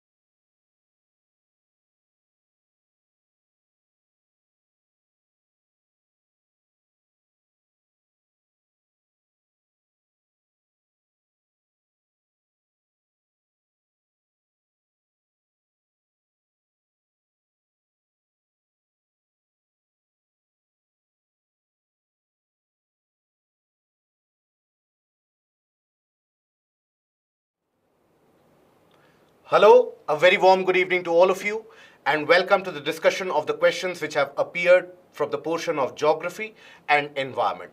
Now, in the portion of geography, we had a set of 16 questions which were asked, and let us take a look at those questions and let us try to find out what the relevant answers are going to be. So, without further ado, let us initiate the discussion. So, the first question for geography, that is a statement-based question. So, India, despite having uranium deposits, depends on coal for most of its electricity production. And then the statement 2 is uranium enriched to the extent of at least 60% is required for the production of electricity. Now here, when we analyze the first statement here, we do know that India's electricity and energy requirement is mostly fulfilled by the coal-based thermal power plants. We do have the presence of uranium in different parts of the country, but it is not significantly adequate enough to produce a reliable amount of electrical energy in majority. We do produce electrical energy by the nuclear power plants, but not in majority. So here the first statement is going to be correct. Now the second statement, uranium enriched to the extent of at least 60%. Now, for the production of electricity, generation of electricity, around an enrichment range of 3.5 to 5%, at max around 5.5% is required, nowhere close to 60%. When you enrich the uranium to the extent of 60%, you are nearing the grade of weapons grade uranium enrichment. So that is not required for electricity generation. So the second statement is going to be incorrect here.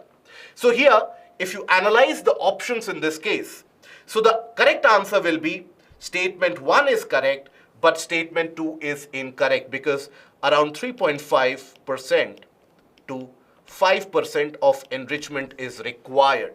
So that is going to be the correct answer for this case. Then the next question. Consider the following statements. Now this is about the rivers and the associated water bodies which have been created by them. So Jhelum River passes through the Vular Lake. This is correct. Vular Lake exists across a fault line in the region of Jammu Kashmir. So the first statement is going to be correct. The second statement, Krishna River directly feeds Koleru Lake. Now when we talk about Koleru Lake, it is situated to the north of river Krishna in between the Krishna-Godavari basin. It is situated in Andhra Pradesh. So as the river Godavari meets Bay of Bengal, and then further south you have river Krishna meeting Bay of Bengal, the Koleru Lake is situated in between. So the second statement is going to be incorrect because the river does not feed into Koleru Lake. The third, meandering of Gandak River formed Kanwar Lake. Now Kanwar Lake is a large oxbow lake which is present in the state of Bihar. It is also a designated wetland and is a wetland of particular importance where you have a lot of various migratory species. Particularly, this is a wetland which lies in the Central Asian Flyway. Central Asian Flyway.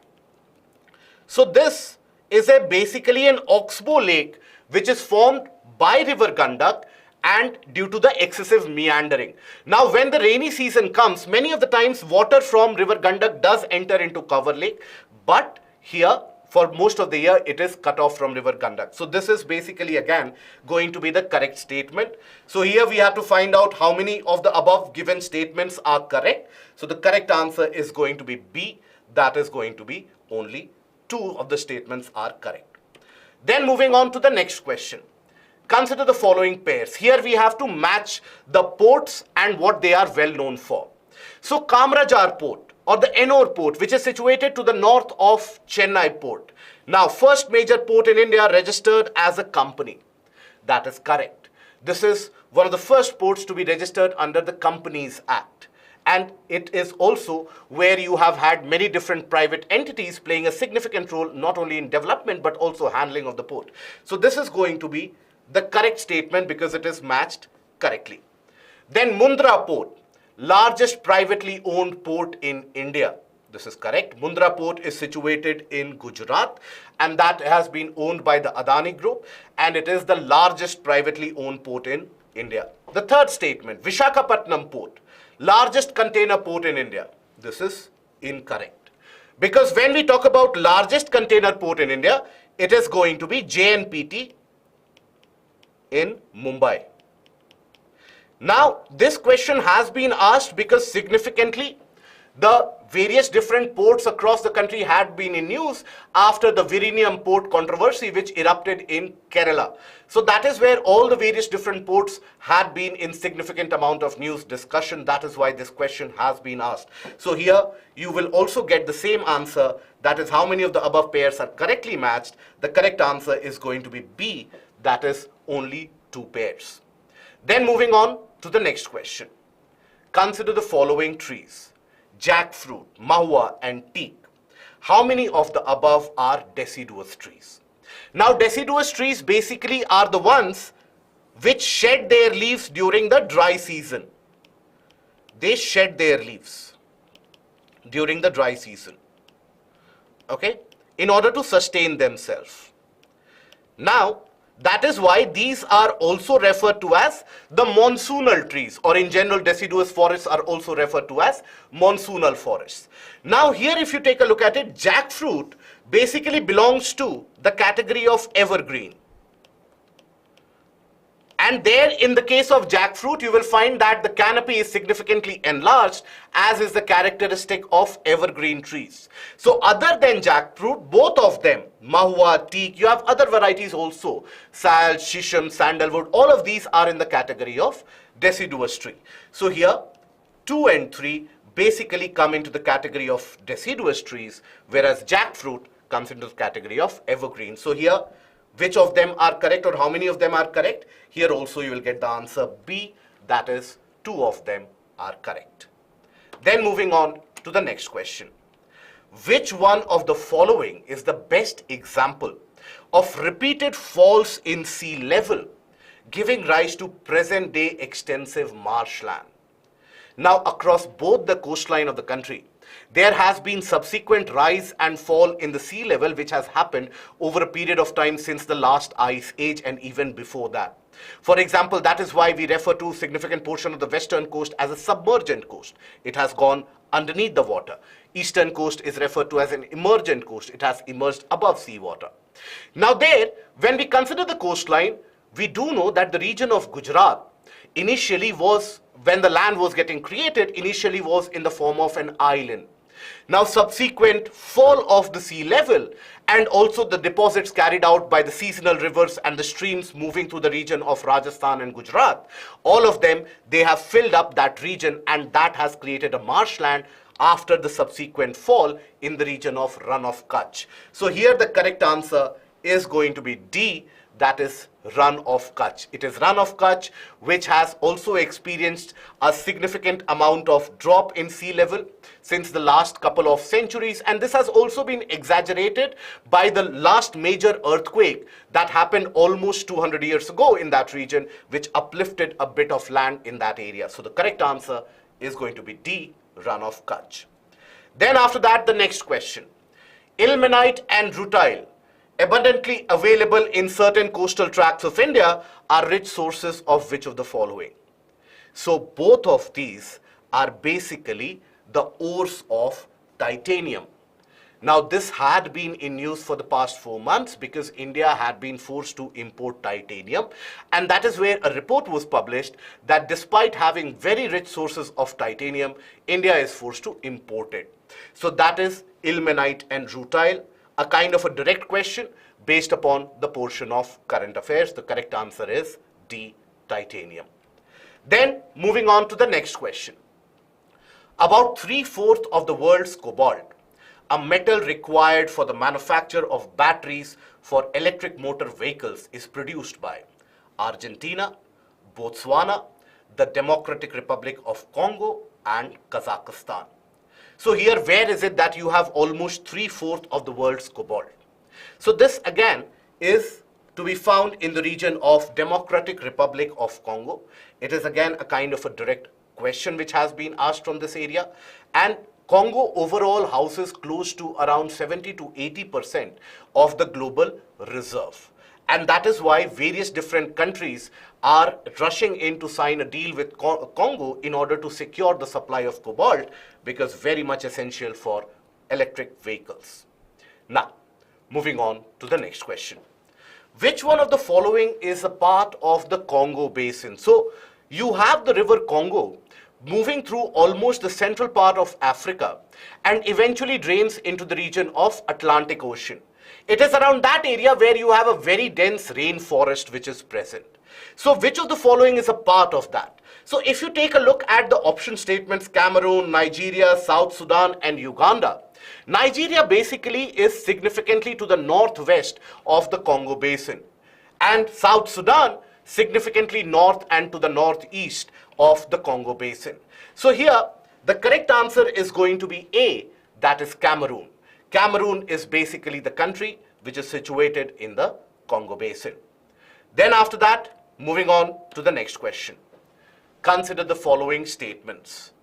Amarkantak Hills are at the confluence of Vindhya and Sahyadri ranges. Sahyadris basically is the name associated with Western Ghats. Western Ghats. Okay? Now, Amarkantak Hills is present in the central part of India, and it is very famous for indicating a radial drainage pattern. It is from the Amarkantak Hills where you have origin of river Narmada, which drains to the west into Arabian Sea, and river Son, which drains to the north and ends up meeting with river Ganga. So this Amarkantak Hill is situated to the eastern part of Vindhya. So if you think about the Vindhyas and the Satpura like this, Amarkantak region and the entire highland area is situated to the east of Vindhya ranges, and you have the Sahyadris in this portion. So here the statement, confluence of Vindhya and Sahyadri, will take you to the western part of the country rather than Amarkantak. So this is going to be incorrect. Then after that, you have Biligirarangan Hills constitute the easternmost part of Satpura range. Now these hills are actually present in the southern part of Western Ghats in the state of Karnataka. More particularly so in the Chamarajanagar district of Karnataka, that is where you find these hills. So it is very popular in terms of the forest landscape that it has, and it is one of those areas which lies slightly to the east of Western Ghats, but is still very densely populated. Because of the gaps which are prevalent in the Western Ghats, you have moist winds which come here and they bring significant amount of rainfall. So this statement is basically again going to be incorrect. Sheshchalam Hills constitute the southernmost part of the Western Ghats. This is straightforward incorrect because Sheshchalam is present in the eastern stretches of the country and within the Eastern Ghats region of the country. So here, how many of the above statements is or are correct? Here you will have none of them. So the answer is going to be D. That is, none of them are going to be the correct answer. Then, moving on to the next question. Consider the following statements. Statement 1. Switzerland is one of the leading exporters of gold in terms of value. Not in terms of volume, in terms of value. This is correct. Switzerland, over a period of time, it has been, if you take an average, then it has been found that it is one of the leading producers, or rather leading exporters of gold in the entirety of the world. The largest amount of gold reserve is typically to be found in the region of United States. So that brings us to the second statement. It has the second largest gold reserve in the world. This is incorrect. Right? Now here you will find, in fact, Germany also has got larger gold reserve than Switzerland. So the second statement is going to be incorrect. So here we have to understand that statement 1 is correct, statement 2 is incorrect. So the correct answer in this case is going to be C. That is, statement 1 is correct, but statement 2 is incorrect. Then moving on to the next question. Consider the following countries: Bulgaria, Czech Republic, Hungary, Latvia, Lithuania, and Romania. How many of the above mentioned countries share a land border with Ukraine? Now this question has been asked straightforward because Russia-Ukraine crisis has been in news for more than a year now.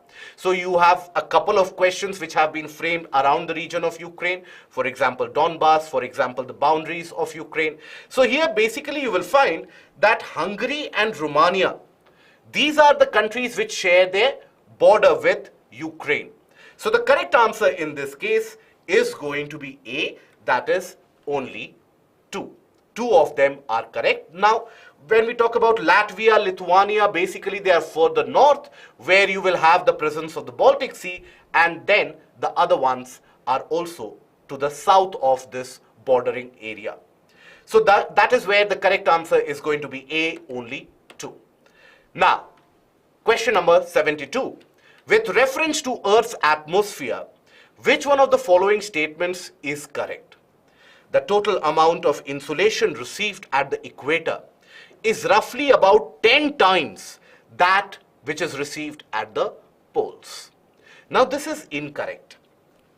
First of all, on various different technical reasons. First of all, it is not exactly the 10 times, and even when we talk about the region of the poles, if you take a long-term average, in many of the cases, the amount of insolation received can be further less as well. Then, infrared rays constitute roughly 2/3 of insolation.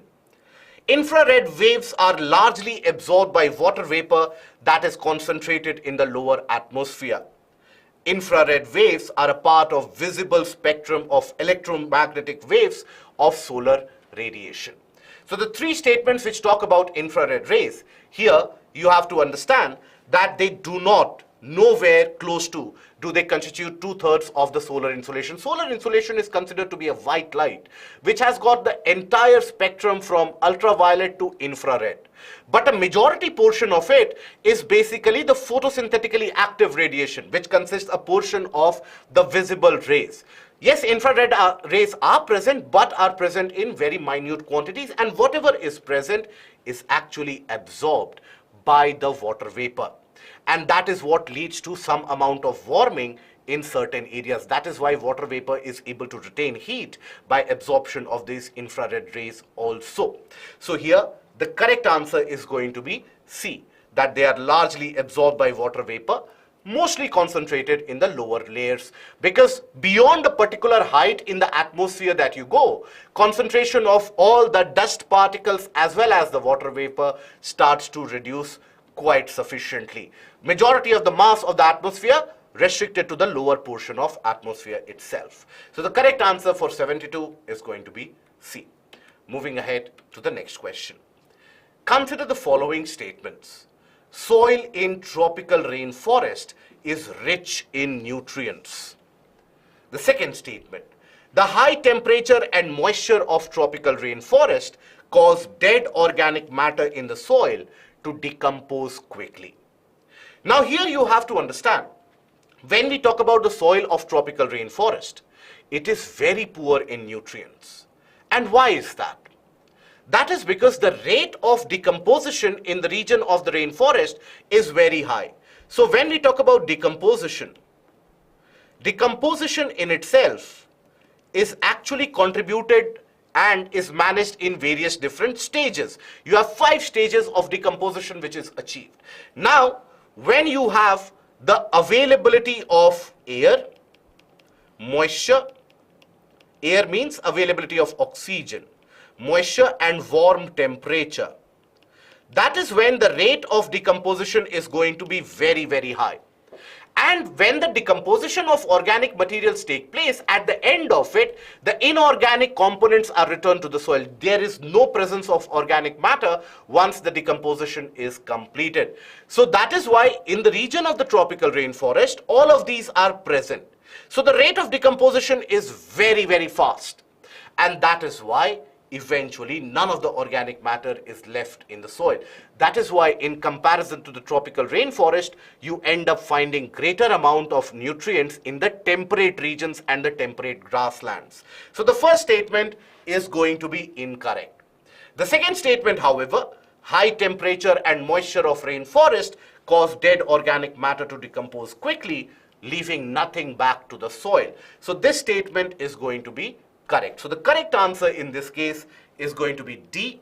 That is, statement 1 is incorrect and statement 2 is correct. So that is going to be the correct answer in this case. Moving ahead to the next question. So here, consider the following statements. The temperature contrast between continents and oceans is greater during summer than in winter. What does this mean? That means the difference in temperature between land and water, that is much more exaggerated during summer as compared to winter. So when we talk about land and water and the heating of land and water which happens, you have to understand that when the solar insolation is received, all that solar insolation is restricted to the topmost layer of the land itself. Around 3 to 5 inches of the land is where all that solar insolation is restricted. So that is where the temperature increases quite significantly and very fast. Whereas in the case of water, that sunlight will be penetrating significantly into the deeper depths, and water will also have its own circulation. So that is why water will take much more time to gain some heat. So in the summer season, you will always come across a scenario where water is comparatively cooler, land is much more hotter. And that has got to do with the fact water takes greater amount of energy, greater amount of time to indicate a rise of temperature by 1 degree Celsius. And that is what we refer to as specific heat. So the temperature contrast between continents and oceans is greater during the summer than in winter. That is basically going to be correct. And then the specific heat of water is more than that of land surface. That is also correct. That is why water takes much more amount of time and energy to get heated up as compared to the land surface. So here, if you take a look at it, the answer will be A. That is, both statement 1 and statement 2 are correct, and statement 2 is the correct explanation for statement 1. Now, then moving on to the next question. In a seismograph, P waves are recorded earlier than S waves. Now, when we have the earthquake which happens, from the region of the focus you have body waves which are emitted. Now they consist of both P as well as S waves. In general, P waves and their speed is roughly 1.7 times faster as compared to S waves. So P waves basically 1.7 times faster than S waves. So obviously they will be recorded by the seismograph much earlier. They are received much earlier. So that is going to be the correct statement. Second, in P waves, the individual particles vibrate to and fro in the direction of the wave propagation, whereas in S waves, particles vibrate up and down at right angles to the direction of wave propagation. This basically exhibits a scenario where, let's say, you have these particles, right? Now, when the P wave occurs, there is a kind of a compression, expansion, and rarefaction which occurs as the wave propagates. That is why P wave is able to move at such faster speed, because the direction of wave propagation and the direction of particle oscillation, that is the same. That is why they move at a much faster velocity. And that is also the reason why P waves are able to move through solid, liquid, or gases. But when we talk about the S waves, here, if you have the particles, each of these will indicate a movement like this, and the wave propagates in the perpendicular direction. That is why the particles, they end up exhibiting a kind of a motion somewhat like this. So that is why the waves are slower, and also they get dissipated when they are moving through liquids or gases, and they are not to be found in those liquid or molten portions of the interior. So this is basically again going to be the correct statement, because it talks about the direction of the particle and the wave propagation. So here the correct answer is going to be C, that is both 1 and 2. Moving on to the next question. With reference to coal-based thermal power plants in India, consider the following statements. None of them uses seawater. Now, when we have the generation of electricity or energy from coal-based thermal power plants, basically you will have the usage of a demineralization plant as well. Because the usage of water there, that requires significant amount of cleaner level of water, no ionic presence should be there. Otherwise, the turbine set, that starts to corrode in general. So yes, none of them uses seawater, because seawater is very saline and seawater is very corrosive. It can significantly damage the entire machinery of the thermal power plant, especially the turbine generator set, as it is referred to. So here, this is basically going to be correct. None of them uses seawater. Then none of them is set up in water-stressed districts, that is, water-scarce areas. This is going to be incorrect, because the report indicates that close to around 40% of the power plants which are present, they are in water scarce area. And also think about it, many of the regions across the country, they already face a significant level of water scarcity. So it is absolutely impossible that none of them will be present in scarce areas. So that is going to be incorrect. None of them is privately owned. This is also incorrect. You have multiple different private parties which operate the power plants. For example, you have Tata Power, you have Adani Group. All of them, they operate coal-based thermal power plants, and that is where the production is generated. So this is also going to be incorrect, because you do have the privately owned power plants in existence. So how many of the above statements are correct? The correct answer is going to be A, that is only 1. So that is basically the 16 questions which had been asked in the portion of geography. Overall, if you would see the distribution of the questions in the entirety of geography, you'll come across the basic realization that many of the questions, they were directly chosen from the simplest of the static concepts that you have to study from maybe the NCERT or from the class notes. Anywhere, you will come across those basic set of questions. And the remaining portion of the factual questions, if you can turn them like that, they will also be mentioned quite prominently. Not in a hidden manner, quite prominently they have been found to be discussed in current affairs as well. So overall, as compared to last year, if you think about the subject of geography, it is slightly easier to moderate as compared to last year. It is just that options are a bit confusing, but that is the trend for this year in general across the paper. But still, I would peg geography to be at the same level, if not slightly easier, as compared to last year where it was very, very factual. This year, you had the scope to do something if you have the basic concept. Now, then we come to the portion of environment and ecology, where again you had a set of 14 questions which were asked. Now let us take a look at the questions and let us try to understand what the answers would be. Consider the following statements. Once the central government notifies an area as community reserve, the chief wildlife warden of the state becomes the governing authority of such a forest. Hunting is not allowed in such area. People of such area are allowed to collect non-timber forest produce.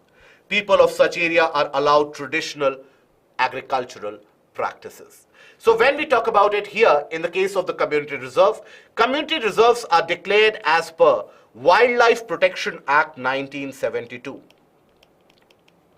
Wildlife Protection Act 1972. Now here, once that is declared, then all the various anthropogenic activities, they are brought an inhibition to, they are brought to a stop. So obviously, hunting won't be allowed, and you also won't be allowed any other activities in the region of the community reserve.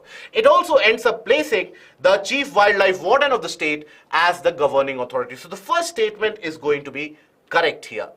The second statement that you have, hunting is not allowed in such area, is also going to be correct, because obviously such things are put a ban on.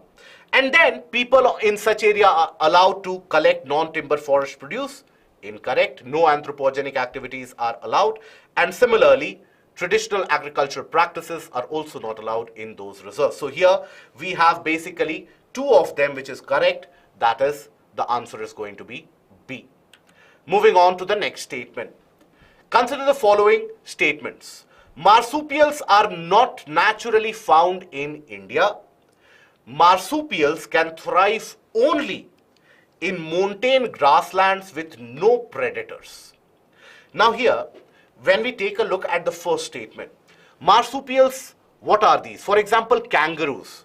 Kangaroos, they come under the category of marsupials. Marsupials have the ability to carry their child or the young one in a pouch. So basically, the first statement is going to be correct. They are not naturally to be found in India. They are largely concentrated around the region of Oceania in Australia, and Some of them are also to be found, some species are also to be found in the Americas. So here the first statement is going to be correct. The second statement, they can thrive only in montane grasslands with no predators, only is an extreme statement. Basically, they can thrive in those regions in any kind of terrestrial landscape you will find, you will come across, you will find the marsupials to be able to thrive there. So this is going to be incorrect. So we have statement 1 which is correct and statement 2 is going to be incorrect. Okay? Moving on to the next question. Invasive species specialist group that develops global invasive species database belongs to which one of the following organizations? So you have the IUCN, the International Union for Conservation of Nature, United Nations Environment Program, United Nations World Commission for Environment and Development, and World Wildlife Fund for Nature. So this is a particular group which is monitored and which has been established basically by the IUCN. IUCN is the parent body for this because invasive alien species are one of the biggest threats which have been identified for the loss of biodiversity experienced across the globe. And this year you had a lot of these invasive alien species, particularly in India, which had been in news. And India had picked up this matter even in the Conference of Parties for Convention on Biological Diversity, which was held. Even there, India had picked up the matter for invasive alien species. And even for that matter, the recent changes which have been brought into the Wildlife Act also targets these invasive alien species. So this is something which has been in news quite prominently. So here the answer is going to be A. Then consider the following fauna. Lion-tailed macaque, Malabar civet, sambar deer. How many of the above are generally nocturnal or most active after sunset? Nocturnal means active during the night. Now when we talk about lion-tailed macaque, now this is basically a diurnal species, active during the day. Right, that is where it is active. Malabar civet on the other hand is nocturnal. It is active during the night. Now when we talk about sambar deer, now sambar deer is active either during the night or during the later part of twilight, right? So it is not active during the day, either active only during the night or during the twilight zone. So this will also be counted because it is asked generally, right? Had this been a kind of an absolute statement, then sambar deer could not have been counted. But here you have the mention of the term generally. So here you will find both 2 and 3 can be put under the category of the nocturnal species. So the correct answer here will be B, that is 2 of them are nocturnal. Moving ahead to the next question. Which of the following organisms they perform waggle dance for others of their kin to indicate the direction and distance to a source of their food? Now this was a kind of a very factual question, as factual as it can get. Either you know it or you don't know it. You cannot come to the conclusion of it purely by application of logic. Now various documentaries have featured this, but nonetheless here the correct answer is going to be C, that is honeybees. They end up performing that waggle dance.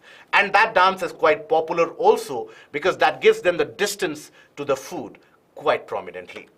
Then after that, consider the following statements. Some mushrooms have medicinal properties. Some mushrooms have psychoactive properties. Some mushrooms have insecticidal properties. And some mushrooms have bioluminescent properties. Here, how many of the above statement are correct? So here, basically if you take a look at it, they do have medicinal properties. By the way, what is the category of species in which we have mushrooms? Mushrooms are placed in the category of decomposers, and generally you will find them growing in damp areas. Now they also carry out significant amount of decomposition. So they do have medicinal properties in certain cases, and so is the case where they are used as psychoactive substances. So that is also going to be correct. In fact, all 4 of them are an application and utility of mushrooms that you will come across. So here the correct answer in that case is going to be D, that is all 4 are correct. All 4 basically exhibit a property indicated by the mushroom species. Then moving on to the next question. Consider the following statements regarding Indian squirrels. Now, this was a very simple question if ever you have observed a squirrel around your backyard or anywhere else. They build nests by making burrows in the ground. They don't dig burrows in the ground. Generally, the Indian squirrel that you find, they collect the grasses, the twigs, etc., and they climb up at an elevated portion, and there is where they build their nest. So this is incorrect. They store their food materials like nuts and seeds in the ground. This is again going to be incorrect. They store it obviously in their nest, which is above a tree. Now they are omnivorous. This is going to be the correct statement, right? They are omnivorous. They consume, even in certain cases, small insects that you will find, and obviously nuts, etc. they consume in large proportion.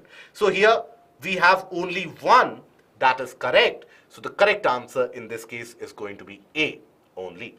Okay? Now, after this, moving to the next question. Which one of the following makes a tool with a stick to scrape insects from a hole in a tree or a log of wood? Now, makes a tool with a stick. So basically they use a stick to scrape out the insects, just like how we use a stick for, let's say, like a toothpick, etc. That is how they will scrape out the insects from the trees and the barks and the trunks of the trees. And that is basically done by orangutan. So orangutans are one of those smart species which use that stick, and then they use it as a feeding material. So the correct answer in this will be B. Okay? Now, then after that, the next question. Consider the following statements. Carbon markets are likely to be one of the most widespread tools in the fight against climate change. Now, what do we understand by these carbon markets?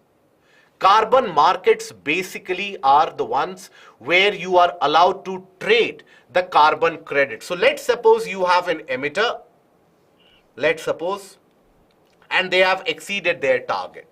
Now, another emitter or another organization or another company, let's say, they have underachieved the target, or in a way they have overachieved the target, and they have emitted less as was the target. So they will be given some amount of carbon credits.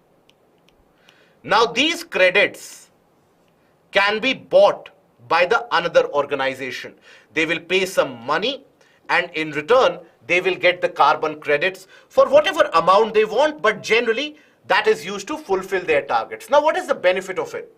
The benefit is basically you are able to reduce the overall amount of emission observed, and at the same time the good practices are promoted by the financial incentive provided. So that is going to be the correct statement. Now carbon markets across the world, they have been introduced since the Kyoto Protocol. So that is basically correct. Carbon markets transfer resources from private sector to the state. Now here you don't have an absolute statement that carbon market will always transfer or will only transfer. So it is a kind of a generic statement. Now please understand, here we can have the transfer from one state to another state, that is one country to another country, one organization or entity to another organization, or an entity or an enterprise to a state also. That kind of transaction can also happen. So this is also going to be the correct statement. So it is only after this carbon market will be able to transfer the resources, only in that case will the private sector be also able to meet their own emission targets which has been set for them. And that is when overall emissions will be reduced and targets will be met. So here the correct answer is A, where both are correct, and B, or the statement 2 is the correct explanation for statement 1. Now, after that, moving on to the next question. Consider the following activities. Spreading finely ground basalt rock on farmlands extensively. Increasing the alkalinity of oceans by adding lime. Capturing carbon dioxide released by various industries and pumping it into abandoned subterranean mines in the form of carbonated waters. How many of the above activities are considered and discussed for carbon capture and sequestration? Carbon capture and sequestration means capturing the carbon from atmosphere, absorbing more carbon from the atmosphere, and storing it in the underground region. So spreading finely ground basalt rocks on the farmlands, what it does is it ensures the formation of carbonate. And that is where the carbon dioxide present in the atmosphere that readily reacts with the soil and the granitic particles and materials which are spread out, and it will readily form carbonate. So this will remove excess carbon from the atmosphere. So this is going to be correct. Increasing the alkalinity of oceans by adding lime. So once you do that, once the oceanic water is alkaline, we have to understand that almost 25 to 30% of the anthropogenic emissions of carbon dioxide are directly absorbed by the ocean surface from the air-water interface. Now, if you make it alkaline, the absorption power increases. It is only when they turn acidic that they start releasing the carbon dioxide which is present in the ocean. As long as it is alkaline, it will absorb more, because it will end up forming carbonate ions rather than the carbonic acid which is formed in the acidification of ocean. So this is also going to be correct. Capturing carbon dioxide released by various industries and pumping it into the abandoned subterranean mines in the form of carbonated waters. Now, the geological carbon sequestration that you have, there the carbon which is captured from the atmosphere is either stored into an unminable coal bed or an exhausted coal bed, a depleted oil reserve, or subterranean mines in general, deep saline formations as well. UPSC had asked about this statement earlier. So if you analyze the previous year question, you'll be able to get this statement very correct. So this is also going to be the correct statement. So here, how many of the activities are discussed in carbon capture and sequestration? The correct answer is going to be C, that is all three. Moving ahead with the next question. With reference to the role of biofilters in recirculating aquaculture system, it is almost self-explanatory, isn't it? When you have small tankages or ponds which are present, then how is it that you end up utilizing the biofilters? So biofilters obviously make that ecospace much more livable for the aquatic species that you are rearing or growing in that area. That is why biofilters are used. So they provide waste treatment by removing uneaten fish food. Now, that is very much required, because that uneaten fish food slowly grows in size and there's decomposition which starts to happen. It attracts parasites, and that will be infecting the fishes also, fishes population, due to which many of them, they start dying or suffering from diseases. So they do provide that waste treatment. They consume or they remove that and they take in that amount of waste. They convert ammonia present in the fish waste to nitrate, right? So the ammonia ions which are present in the waste, they are converted. So biofilters play that role as well. Now they increase phosphorus as a nutrient. Now these are filters, these are not mineral providers. So they, just by application of logic also, if you think about it, any filter, how is it that naturally will it be able to increase the amount of phosphorus as a nutrient in the water? So this is going to be the incorrect statement here. So here it doesn't increase the phosphorus quantity. So how many of the statements are correct? So you have B, that is 2 of the statements are going to be correct in this case. Moving ahead with the next question. Consider the following statements regarding mercury pollution.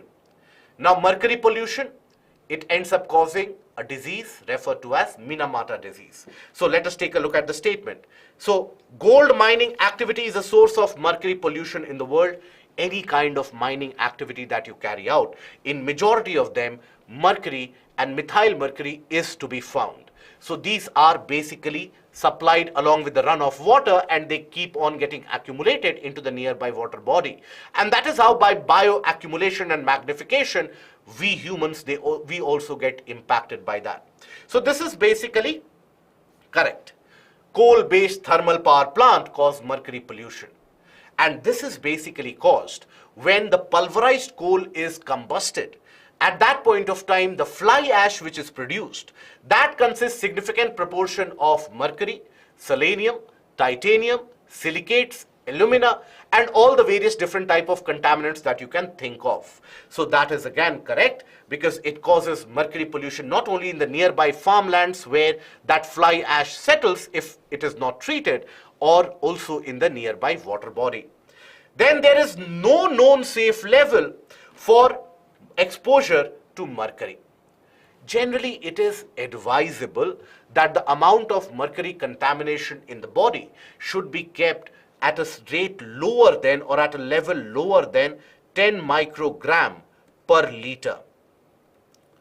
But that also is the general prescription. But here also you have to understand that in case of infants, in case of older individuals, and even in case of many of the situations, you will find that normal healthy adults, even if they get slightest amount of mercury poisoning or mercury contamination in the body, it has got long-term impact. So that is correct, that there is no known safe level.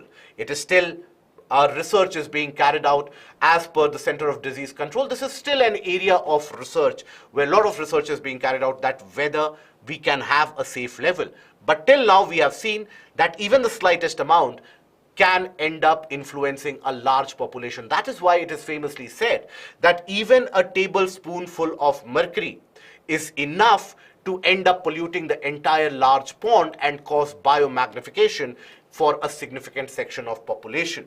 So this is also going to be correct. So the correct answer in this case is going to be C, that is all three. Moving ahead with the next question. Now consider the following statements. Now this is about the Water Development Report.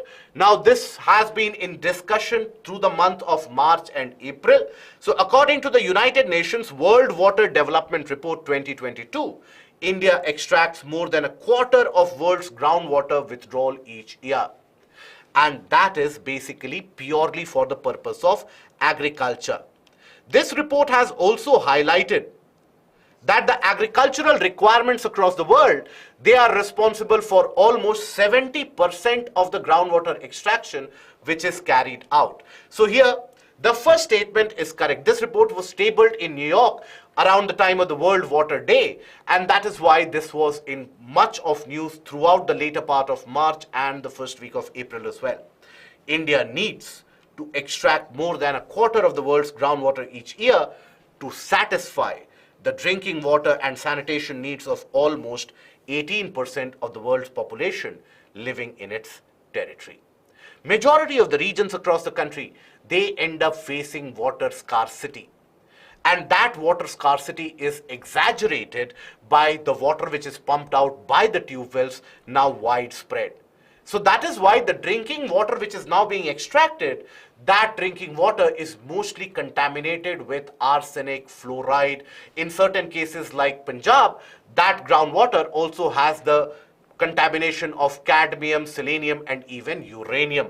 So this is also going to be the correct statement, that India basically ends up needing a large amount of water to be extracted for the large population. So here the correct answer is going to be A, that both statement 1 and 2 are correct, and statement 2 is the correct explanation. Then moving on to the final question. Consider the following statements. In India, biodiversity management committees are key to the realization of objective of the Nagoya Protocol. Now, biodiversity management committees, they have been established as per the Biodiversity Act 2002. Biodiversity Act 2002. And this called for the establishment of a three-tier establishment of biodiversity management, which could be carried out at the national level, at the state level, as well as at the district level. Now, this Biodiversity Act in itself was framed to adhere to the requirements as per the Convention on Biological Diversity, the CBD. And Nagoya Protocol is very much a part of that CBD.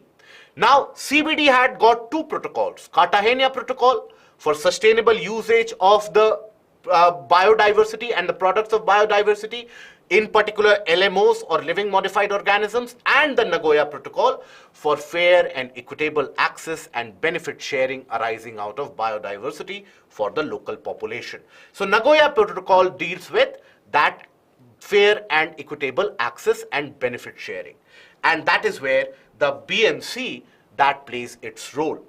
Then the B and C have important functions in determining access and benefit sharing, including the power to levy collection fees on the access of biological resources within its jurisdiction.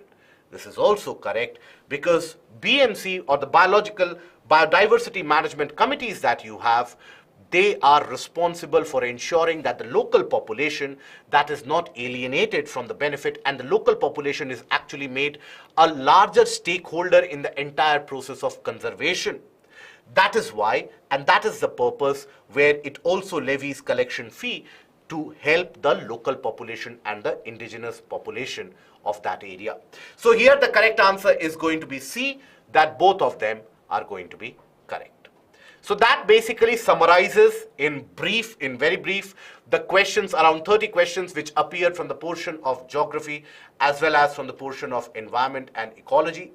Overall, if you analyze the set of questions which have appeared, they are, particularly in comparison to last year, if you consider them, the topics of the question are very significantly simpler to handle, but the option statements are complicated, and that is where the confusion arises. But that is a trend across all the subjects this year and across all the various different parts of the question paper.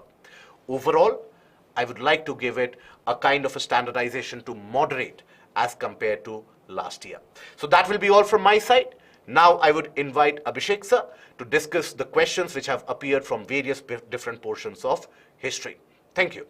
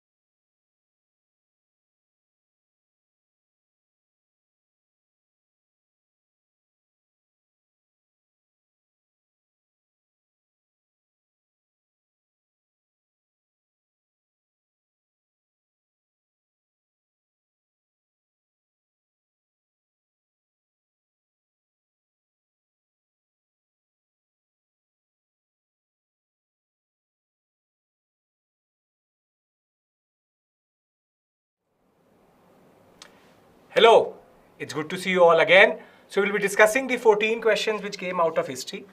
But one thing is very clear by looking at the 14 questions which came, that 2022 was an anomaly when it came to history itself. You have close to 3 questions out of ancient, 2 questions out of medieval, thereafter 4 and 4, close to 5 questions out of art and culture and modern India. But if you look at the 14 questions which have come generally, they have been easy to moderate. This is unlike what happened last year, wherein there was a proper tough optional level questions which had come in history. And out of the 14 questions which are there, 10 to 11 are easily manageable. 3 to 4 questions are difficult, which I will discuss with you. In the end of this discussion of history, I will also show you that if you've been following our platform or any of our programs in that sense, 10 to 11 questions you can easily manage, and the 20 marks out of history was guaranteed this time. So with this, let's look at the first question. This is, out of the 3 questions, a difficult one because it deals with a very specific term, and it talks about the Danya Kataka. Danya Kataka, which flourished as a prominent Buddhist center under the Mahasangika, is located where? So the problem here is that Danya Kataka is actually a stupa. It is in Amravati, and Danya Kataka is also the old name of Amravati, and it is related to the Kalpa Sutra and the Kala Sutra, the concept of negative energy within Vajrayanic Buddhism. So the Mahasangika reference goes to Vajrayanic Buddhism, wherein there is a proper Amravati stupa named as Danya Kataka, and it is an obscure terminology. So with Amravati, the answer becomes A, which is the Andhra region.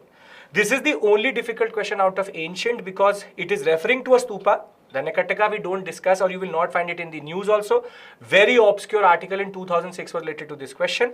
So that was, this is the only question out of ancient which is a little bit tricky. After this, everything else can be managed easily. But as I said, Mahasangika reference goes to Vajrayanic Buddhism. Therefore, the stupa and Danya Kataka, stupa itself is the old name of Amravati, or the Danya Kataka stupa in Amravati itself. So this is the difficult question. Thereafter, one of the easiest, art and culture, very easy. Stupa, standard thing which you do under Maurya, post-Maurya architecture. With reference to ancient India, consider the following statements. The concept of stupa is Buddhist in origin. Stupa was generally a repository of relics. Stupa was a votic and commemorative structure in Buddhist tradition. Which of these statements are correct? Standard this time, every question, every subject has this 1 only, 2 only, all 3, none. Last time they had 1 pair, 2 pair thing. Now, here, outrightly, the second and the third statement is totally correct, which is it is a repository of relics. We have relics inside it. Initial stupas used to have something which Buddha used himself, and it is a commemorative structure. It's a pilgrimage site for Buddhism. These two are totally clear. Now comes the confusion, wherein the concept of stupa is Buddhist in origin. This statement is technically incorrect if you go by optional level knowledge or Upinder Singh, because as we know, stupa is a burial mound tradition goes back to the Vedic period also, and there are references to the concept of burial mounds in the Vedic period. So the concept is not unique. However, the stupa word is very specific to Buddhism. Therefore, if we go by the basic interpretation, the answer should be only 2. This should be an incorrect statement. That the concept of a stupa is Buddhist religion? No. It goes back to the Vedic period. In Jainism also we have something related to it. However, if the examiner interprets the word stupa, then the answer becomes C, B or C. But most probably, we have to wait for the official key for that. B should be the answer, which is that the concept of stupa is not Buddhist in origin. It has an origin before Buddhism itself, not an heterodox 16th century thing. It's before that. So here, first statement is the confusing one. If you've gone with B or C, it's now totally on the examiner, how he interprets it. But most probably 90% of you would have gone with B. So it should be B in that sense. Easy question, art and culture, very, very manageable if you have basic understanding of stupas. Thereafter, we move to another very easy question, of the easiest questions from ancient India. With reference to ancient South India, Korkai, Pumpuar and Muchiri were known as capital cities, ports, centers of iron and steel making, or shrines of Jain Tirthankaras. Now, if you have any idea of Sangam polity, if you have any idea of Indo-Roman trade during the postmodern period, if you have any idea of the maps which are given in NCERT, even any discussion in class, you would know that Korkai and Muchiri, don't confuse it with Muzirish. Muzirish is also an important port, but these are ports which are in the Chora Chera Pandya period. Therefore, the answer is ports. Capital cities, we don't know of them. Iron and steel making, nothing. And these are all distracting concepts given. Ports is the right answer. Again, an easy question out of ancient India. Manageable because there are multiple references to this across different sources in that regard. With this is the second difficult question. If you left it, good. If you didn't, then I hope that you've answered the right, which is the last option. So it is talking about a Sangam term. Sangam came last time also, but last time there was a very tricky question.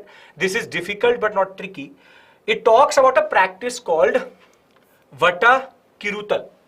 Vata Kirutal in Sangam poems refers to what? Kings employing women bodyguards, which they did, but it is not the word for it. Learned person assembling in royal courts to discuss religious and philosophical matters. Young girls keeping watch over agricultural field, driving away birds and animals. Or a king defeated in a battle, committing ritual suicide by starving himself to death. Now the answer here is D. And I don't blame you if you left it or got it wrong, but I hope that you left it because this is a tricky one.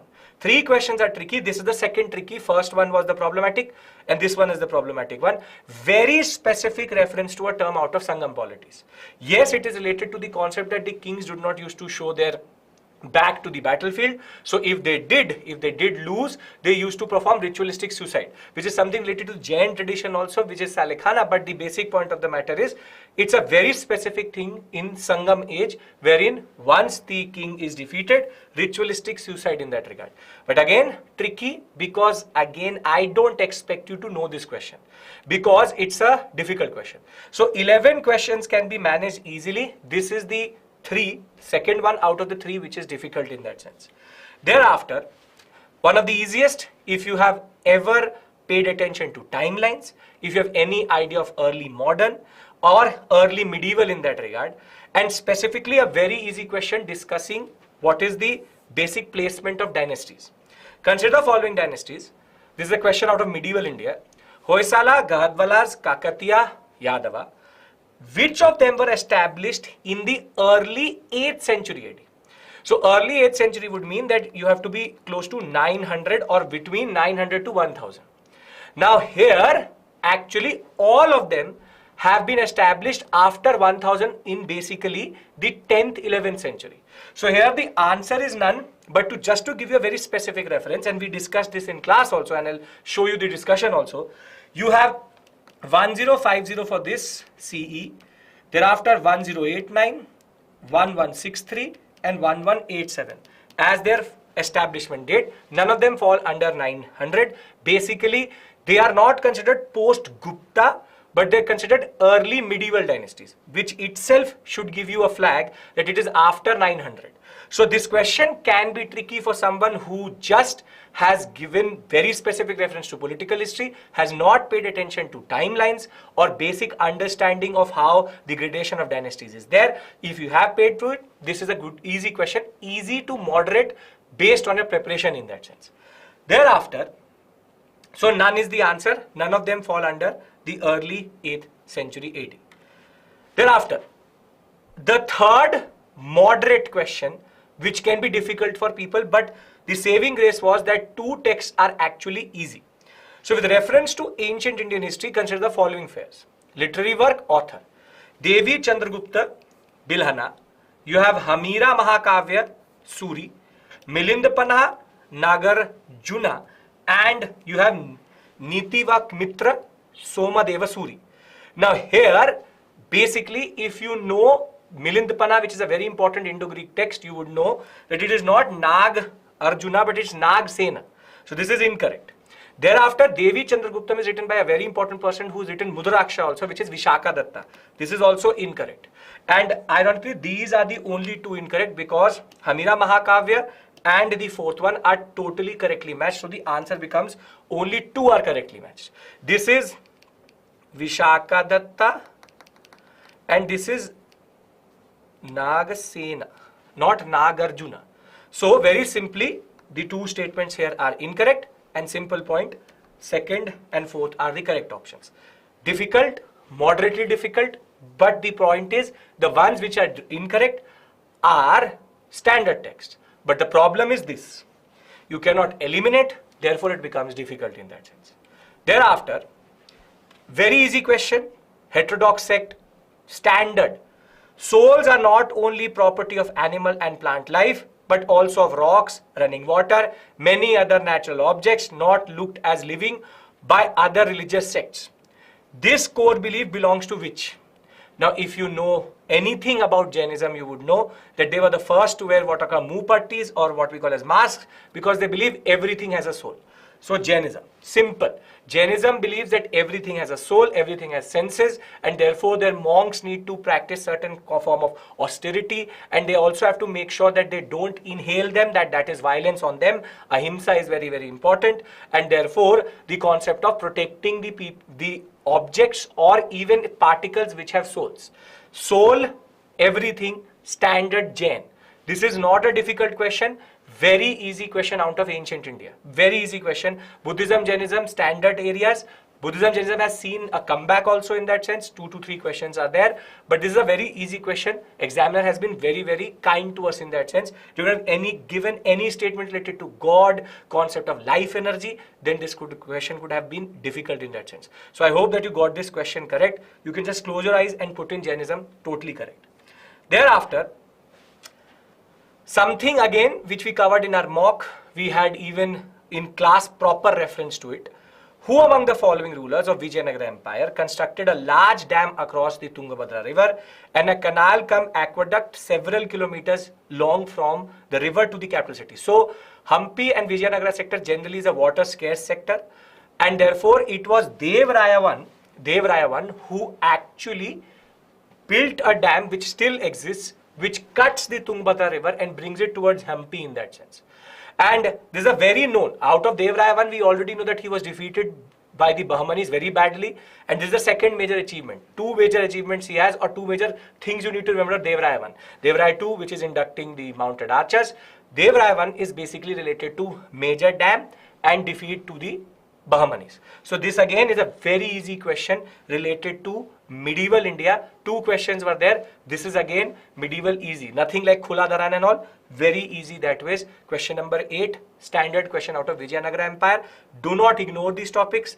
If you did get this correct, perfect. Your preparation has been great. Now you need to go for your mains preparation now. Thereafter, this is modern also. This is early modern, whatever you want to call it, advent of Europeans. Who among the following rulers of medieval Gujarat surrendered Diu to Portuguese? Now, please understand one thing. In standard text, you will find a reference to Battle of Diu. Battle of Diu is basically Almeida, 1508-1509 period. That is him taking revenge for his son's death. Diu has an interesting story because when Bahadur Shah, which is the answer itself, was actually ruling Gujarat, there was 2 pressures he saw. One from the Portuguese under Dekuna, and the second was from Humayun.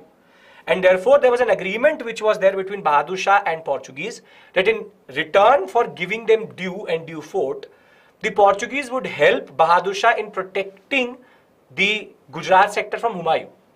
And once the conflict got over, Bahadur Shah wanted to take back Diu, but the Portuguese did not give it to them. But the basic point is the person who voluntarily surrendered Diu to the Portuguese is actually Bahadur Shah. Bahadur Shah, last major ruler of Gujarat in that sense, but it was the agreement which in turn led to the Diu Fort, which still stands today as a very important Portuguese structure in this area. So again, question number 9 is a very easy question out of modern, if you want to call it modern. Very easy question in that sense. Thereafter, the easiest question, you don't even need to look at the options. By which of the following acts was the Governor General of Bengal designated Governor General of India? Don't even need to look at regulating Pitt's Charter Act of 1833. Major development that way. Bentic, very easy. This is the easiest of them. That way, history has been quite easy to moderate. Lot of questions which only need basic base knowledge in that sense. If you were set B, first 10 questions were history itself, I hope that you got the confidence to go forward and do more questions out of other subjects also, because the first 10 questions were not demoralizing. Last time history was properly demoralizing because the questions were difficult in that sense. Here it has been very straightforward, very simple that way. So Charter Act of 1833 is the answer. Very simple. Okay. Now, awards, art and culture, all of them have been in the news, so there's no specific thing that they were static, but there's static plus current affairs. Dhyan Chand Khel Ratna, Arjuna Award, Dronacharya Award, and Khel Protsahan. Let's get the obvious one out. It says Rashtriya Khel Protsahan Puraskar to recognize the contribution even after the retirement. Now, Protsahan means basically encouragement, and there's nothing related to retirees here. It's about proper contribution and encouragement of the sports, and if you do that, you get this incorrectly matched. Then Dhyan Chand is for people or for sportsmen who have actually performed outstanding in the past 4 years. This is totally correct because this was the only thing which they could have actually manipulated, but 4 years is totally correct. Thereafter, you have Arjuna Award for the lifetime achievement by a sportsman. This is again incorrect because Arjuna is not given for lifetime achievement. It's given for outstanding achievement as a sportsman. It has nothing to do in lifetime. You can be given in 5 years, in 2 years, even in 25 years. We have different examples for that. Dronacharya is given to coaches who have successfully trained. Perfect. Dronacharya, one of the greatest coaches, one of the greatest gurus in that regard. That is why it is named after it. So therefore, here again, only 2 are correctly matched. 2 are incorrect. Arjuna Award and Khel Protsahan. Easy, again tricky because these topics are not covered by students out of standard books in that sense. So moderate to easy in that sense. It's totally on your way of approaching art and culture. Thereafter, this is the third tricky question because these officers, these people you never hear about in standard books. With reference to Indian history, Alexander Ray, A.H. Longhurst, Robert Sewell, James Burgess and Walter Elliot were associated with archaeological excavations, press in colonial India, churches in princely states, railways in colonial India. Now there's a giveaway here that it's colonial India, so basically they are British officers, they're actually East India Company officers, can be called Indologists if you want to call them, but they're basically archaeologists. They were the ones who excavated initial excavation which happened in a lot of areas from Harappa to even related to the later inscriptional evidences, South India. A lot of excavations were done by these officers, East India Company officers, and this is a very specific reference to something coming out of Upinder Singh, so it's an optional level question, little bit tricky. So if you left this question, you did the good thing that if you answered it as A, totally correct, that is the answer for this question. Thereafter, you have a match the following question, tricky because of this, but other than that, it's a current affairs inspired. You have site well known for. Last year also we got a question like this, that was also easy, this is also easy. Besnagar, Shaivite Cave Shrine, Bhaja Buddhist Cave Shrine, Sita Vansal Jain Cave Shrine. Sita Vansal we covered even in our target prelims itself. It is a Jain cave shrine coming out of Tamil Nadu related to the Pandyas, very very important, totally correctly matched. If you know Karle, if you know anything about Buddhist caves, you would know that Karle and Bhaja are very two important Buddhist cave shrines because their architecture is same because of the vaulted roof which is there. Now comes Besnagar. Besnagar is not a Shaivite cave shrine, but it is known for a very important inscription which was discovered by Alexander Cunningham. It was by a person called Heliodorus, and Heliodorus was basically one of the ambassadors of an Indo-Greek king who had come to India. And here he claims to be the fact that he was inspired by, awed by the wealth in India, and therefore it is not known for Shaivite cave shrines. But this is the incorrect option, so therefore correctly match only 2. So very simply, this is the one wherein you need moderate understanding, a little bit in depth. It could have been easier if it was 1, 2, 3 and 4, but the problem is that they've given this, so you need to know Besnagar straightforward. Wherein Besnagar Brahmi script, very known inscription, You'll find it in books, but I doubt that you would have gone into that much level of detail. But if you got this correct, perfect. As I said, 4 questions are such which need a little bit of cautionary tale. Thereafter, the last question which comes from history in that sense, consider the following statements. Statement 1, 7th August is declared as National Handloom Day. Second statement, it was in 1905 that Swadeshi movement was launched on the same day. Now, this is the new pattern, very common in net level examinations, assistant professor examinations, now has become something which UPSC has found fashionable this time. Statement 1, statement 2, is it correctly explaining, not correctly explaining, correct, incorrect, that way. Again, needs an understanding. So in economy and all, it becomes very tricky. Here, 7th August, National Handloom Day, 1905, Swadeshi movement. Now, if you know anything about Swadeshi, you would know that 7th August 1905, the proper Swadeshi program was launched after the moderate phase of the Swadeshi movement was gone. So this is totally correct. And yes, 7th August is National Handloom Day because Swadeshi promoted handloom. So therefore, both statements are correct. That is the first prerequisite. And yes, the second statement correctly explains the first statement. Why is it so significant in that regard? And therefore the answer becomes A. So if you look at it, 10 questions can be easily done in a very simple way. If I had to give a basic assessment, I will not call it difficult. It is an easy to moderate level. History has been one of the difficult sections for the past 2 to 3 years, but this year it has been a very easy ride in that regard. And just to give you a feel, I'll show you something that the 10 questions, everything was covered on different platforms of us. For example, we very specifically discuss in class, this is a live class which was taken on 10th April itself in the evening, that Devraya 1 constructed a dam across Tungabhadra. Standard, discussed in class. This is the only thing which we know about Devraya properly also. Further, Seetan Vansal cave, target prelims, we discussed it just recently, 1 month back, part of our crash course in that sense. Seetan Vansal, Jain tradition, properly given, something which we covered on YouTube. That was our classroom program, BHLP, on the app. This is our YouTube. Thereafter, Governor General, 1833. Governor General of India from Governor General of Bengal. We discussed the whole structure also, how it evolved in class, how the Charter Acts are related to the way the monopoly was also gone. Again, 13th February in the evening. Thereafter, the question related to due. We discussed 29 to 38, how there's a basic relationship between Bahadur Shah and the Portuguese, and therefore how due was subjugated in 1535. Discussed in class again. This is 2nd February.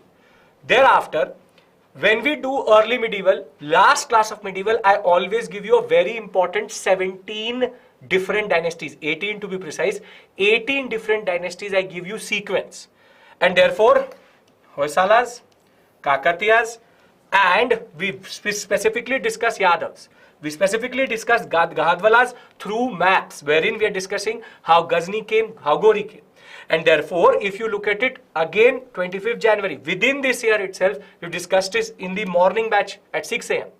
And therefore, the questions are very easy if you've covered it with us. Further, this is knowledge series. We've discussed partition of Bengal, Swadeshi movement. 7th August 1905, formal declaration of Swadeshi.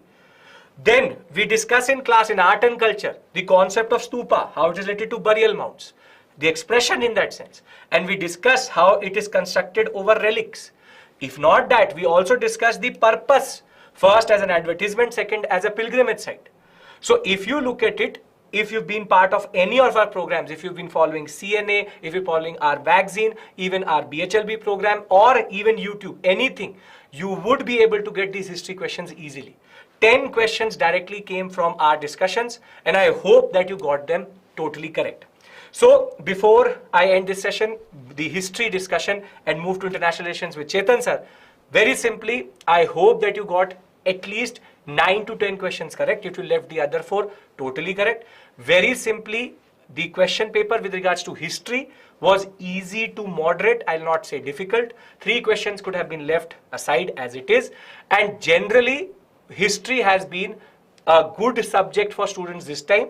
Remember 2022, do not follow the pattern. That was an anomaly. I said that last year also. That was one in which they made it very, very difficult.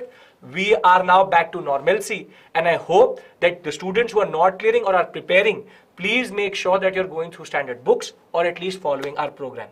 Thank you so much. I'll now hand it over to Chetan sir, who will end this session with international relations and miscellaneous topics. Thank you. Take care. Good night.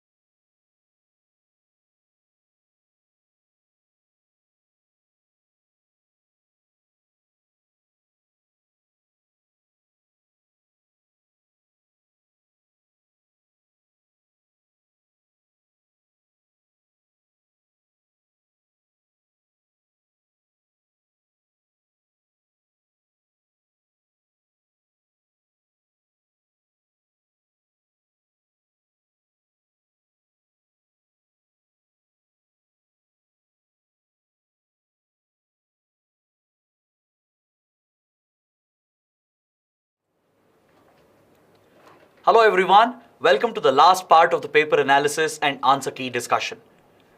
So we'll start with international relations and we'll wind up with the miscellaneous questions that had been asked. We had 11 questions from IR. Again, UPSC has given a high priority for international relations just like last year. There were a lot of questions based on places that were in news. Essentially map-based questions were asked.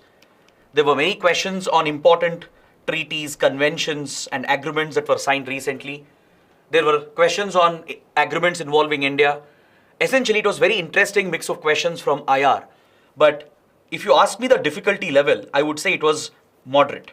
Some questions were straightforward, but some of the IR questions were actually a little difficult. Because UPSC has given a lot of factual statements, and you need to know whether all the three statements are right or incorrect in order to mark the right answer. So in that regard, some IR questions were a little difficult. So let's get started and let's start looking at the questions and the answers. Question number 34. Consider the following statements. India has more arable area than China. The proportion of irrigated area is more in India as compared to China. The average productivity per hectare in Indian agriculture is higher than that in China.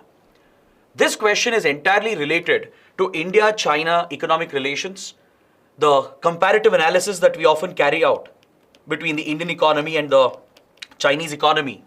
That will help you in answering this question. Now, this is with regard to Indian agriculture and Chinese agriculture. The first statement given here is absolutely correct because the total arable area, which is the cultivable land area, is much higher in India as compared to China. India has a cultivable area of around close to 160 to 175 million hectares, whereas China has just around 120 to 150 million hectares. So clearly, India has more cultivable land, thus statement 1 is correct. The proportion of irrigated area is more in India as compared to China. This also is a correct statement because all the available data suggests that the proportion of irrigated area in India is almost 48% of the total cultivable area that we have. Almost 48% of it is under irrigation, whereas in China it's around 41%. So 1 and 2 are correct, but the third statement is definitely incorrect. UPSC has picked this question for this reason. Despite having lesser cultivable area than India, despite having lesser farm area under irrigation, China's agricultural productivity is many times higher than that of India's agricultural productivity. It's almost 3 times higher. If you take the total agricultural output, China's output stands at around $1,300 billion per year, whereas India's agri output is just around $400 billion per year. It's almost 3 times. Then the interesting part is, how does China achieve this? If it has lesser land under agriculture, lesser area under irrigation, still it is generating 3 times the productivity. How is this possible? It's because China gives a lot of subsidies. It also provides better inputs, high quality inputs, better seeds, better fertilizers and pesticides. And more importantly, it has also introduced technology in agriculture. It has mechanized farming. It has introduced smart agriculture as well. It has provided very efficient irrigation. It manages water resources very efficiently. And all these topics were actually in news. With regard to the India-China comparison, the economic comparison, these points were in the news over the last 1.5 years. That is why such a factual question has been picked. But if you're able to apply your basic common knowledge, you will be able to get this answer right. So you need to check how many statements are correct. The correct answer is B, 2 only. Only 2 given statements are correct. Next, question number 40. This is related to transport and connectivity projects that involve India. With reference to India's projects on connectivity, consider the following. East-West corridor under Golden Quadrilateral connects Dibrugarh and Surat. Trilateral highway connects Moreh in Manipur and Chiang Mai in Thailand via Myanmar. Bangladesh, China, India, Myanmar economic corridor connects Varanasi in UP with Kunming in China. So 3 statements are related to 3 different connectivity projects. The first one is a domestic project of India, the Golden Quadrilateral project, under which we have the north-south, east-west corridors or highways.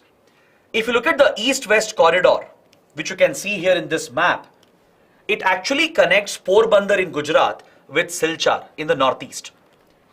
So clearly, first statement is wrong. It's not connecting Surat with Dibrugarh. It does not even connect with Surat and Dibrugarh. It's linking Porbandar with Silchar. So statement 1 is wrong. Next, look at the trilateral highway, the IMT trilateral highway or the India-Myanmar-Thailand trilateral highway.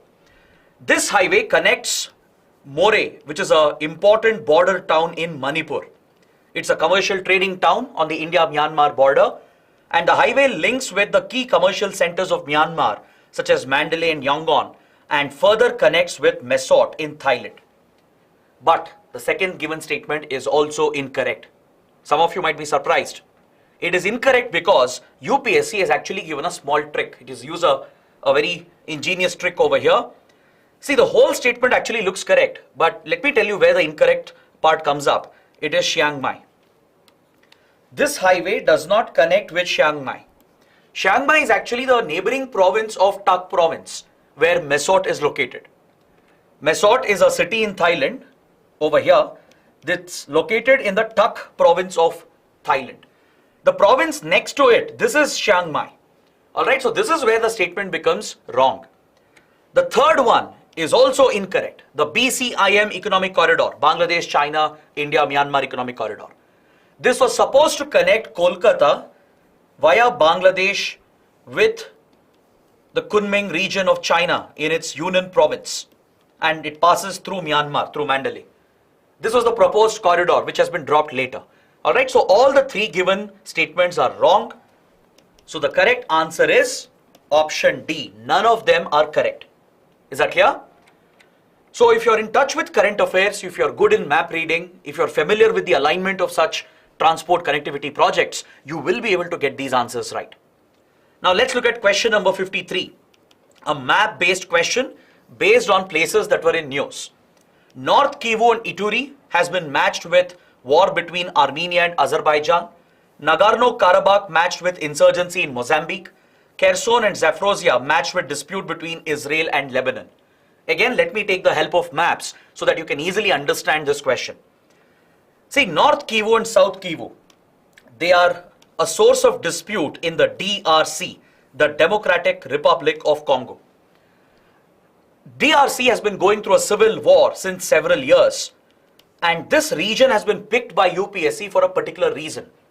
Because a few Indian soldiers who are deployed here as part of UN peacekeeping forces from the BSF, they recently lost their lives when the rebel groups carried out an attack against the UN peacekeepers. That's when India expressed a lot of concern about the well-being and safety of peacekeepers, because India is one of the largest troop contributing countries to UN peacekeeping operations.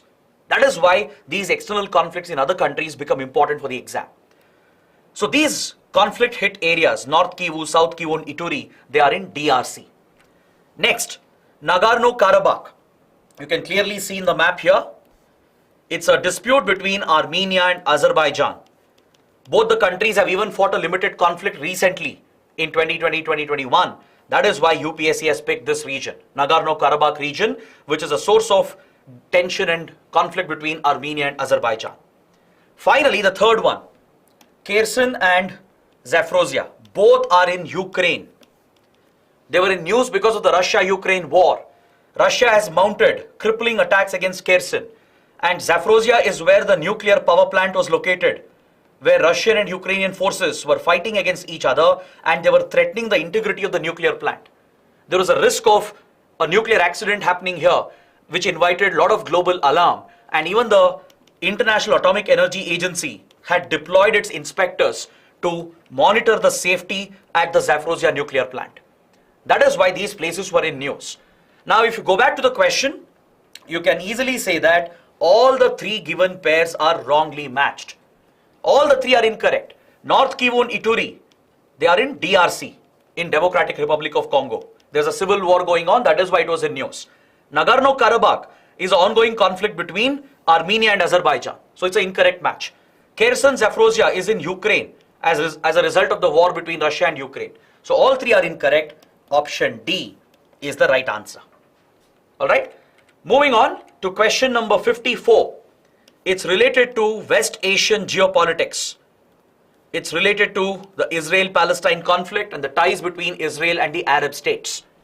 Statement 1 says Israel has established diplomatic relations with some Arab states. This statement is definitely correct, because Israel established ties with Egypt back in 1980s by signing the Camp David Accords, which was mediated by the United States. After Egypt lost the 6-day war and after Egypt's Sinai desert was captured by Israel, Egypt was forced to negotiate with Israel under the mediation of the United States, and they signed the Camp David Accords, through which Egypt recognized Israel and set up ties with Israel. It became the first Arab country to recognize Israel. Because in 1948, when Israel unilaterally declared independence by breaking the two-state solution, when it never allowed Palestine to be formed as an independent country, all the Arab countries went to war with Israel. Since then, Arab countries had sworn to support the Palestinian movement and not to recognize Israel. After many years, the first Arab country to recognize Israel was Egypt.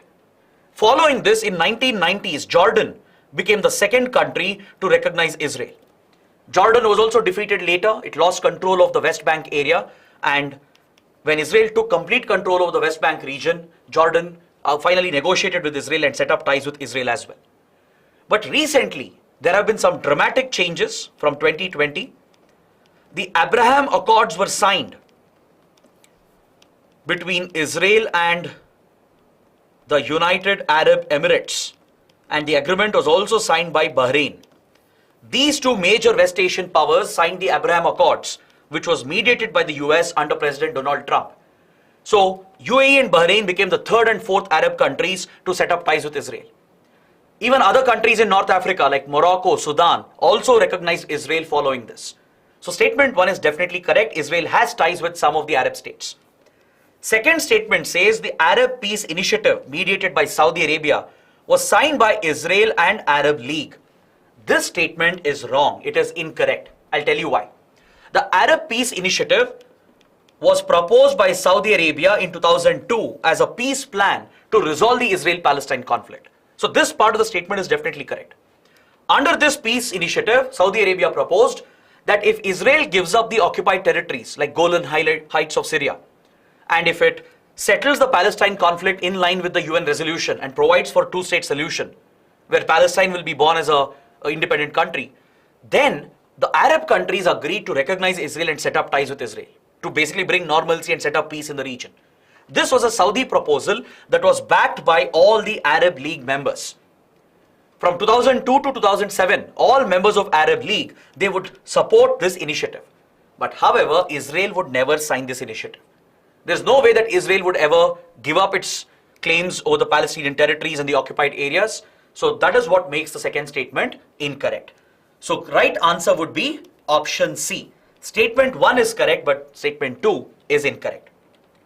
Moving on to question number 57, another map-based question. On the left, we have places that were in news because of ongoing conflicts matched with countries. Donbas has been matched with Syria, Kachin matched with Ethiopia, Tigray matched with North Yemen. Let me show you the maps again. Since these are map-based questions, it's better to understand them with the help of maps. Donbas is in eastern Ukraine, where Russia has sponsored a separatist war in Donetsk and Luhansk provinces, and it has liberated these areas. It has broken these areas away from Ukraine. It recently held a so-called referendum where the people have apparently voted for Russia, and Russia has claimed sovereignty over the Donbas region, the Donetsk and Luhansk region.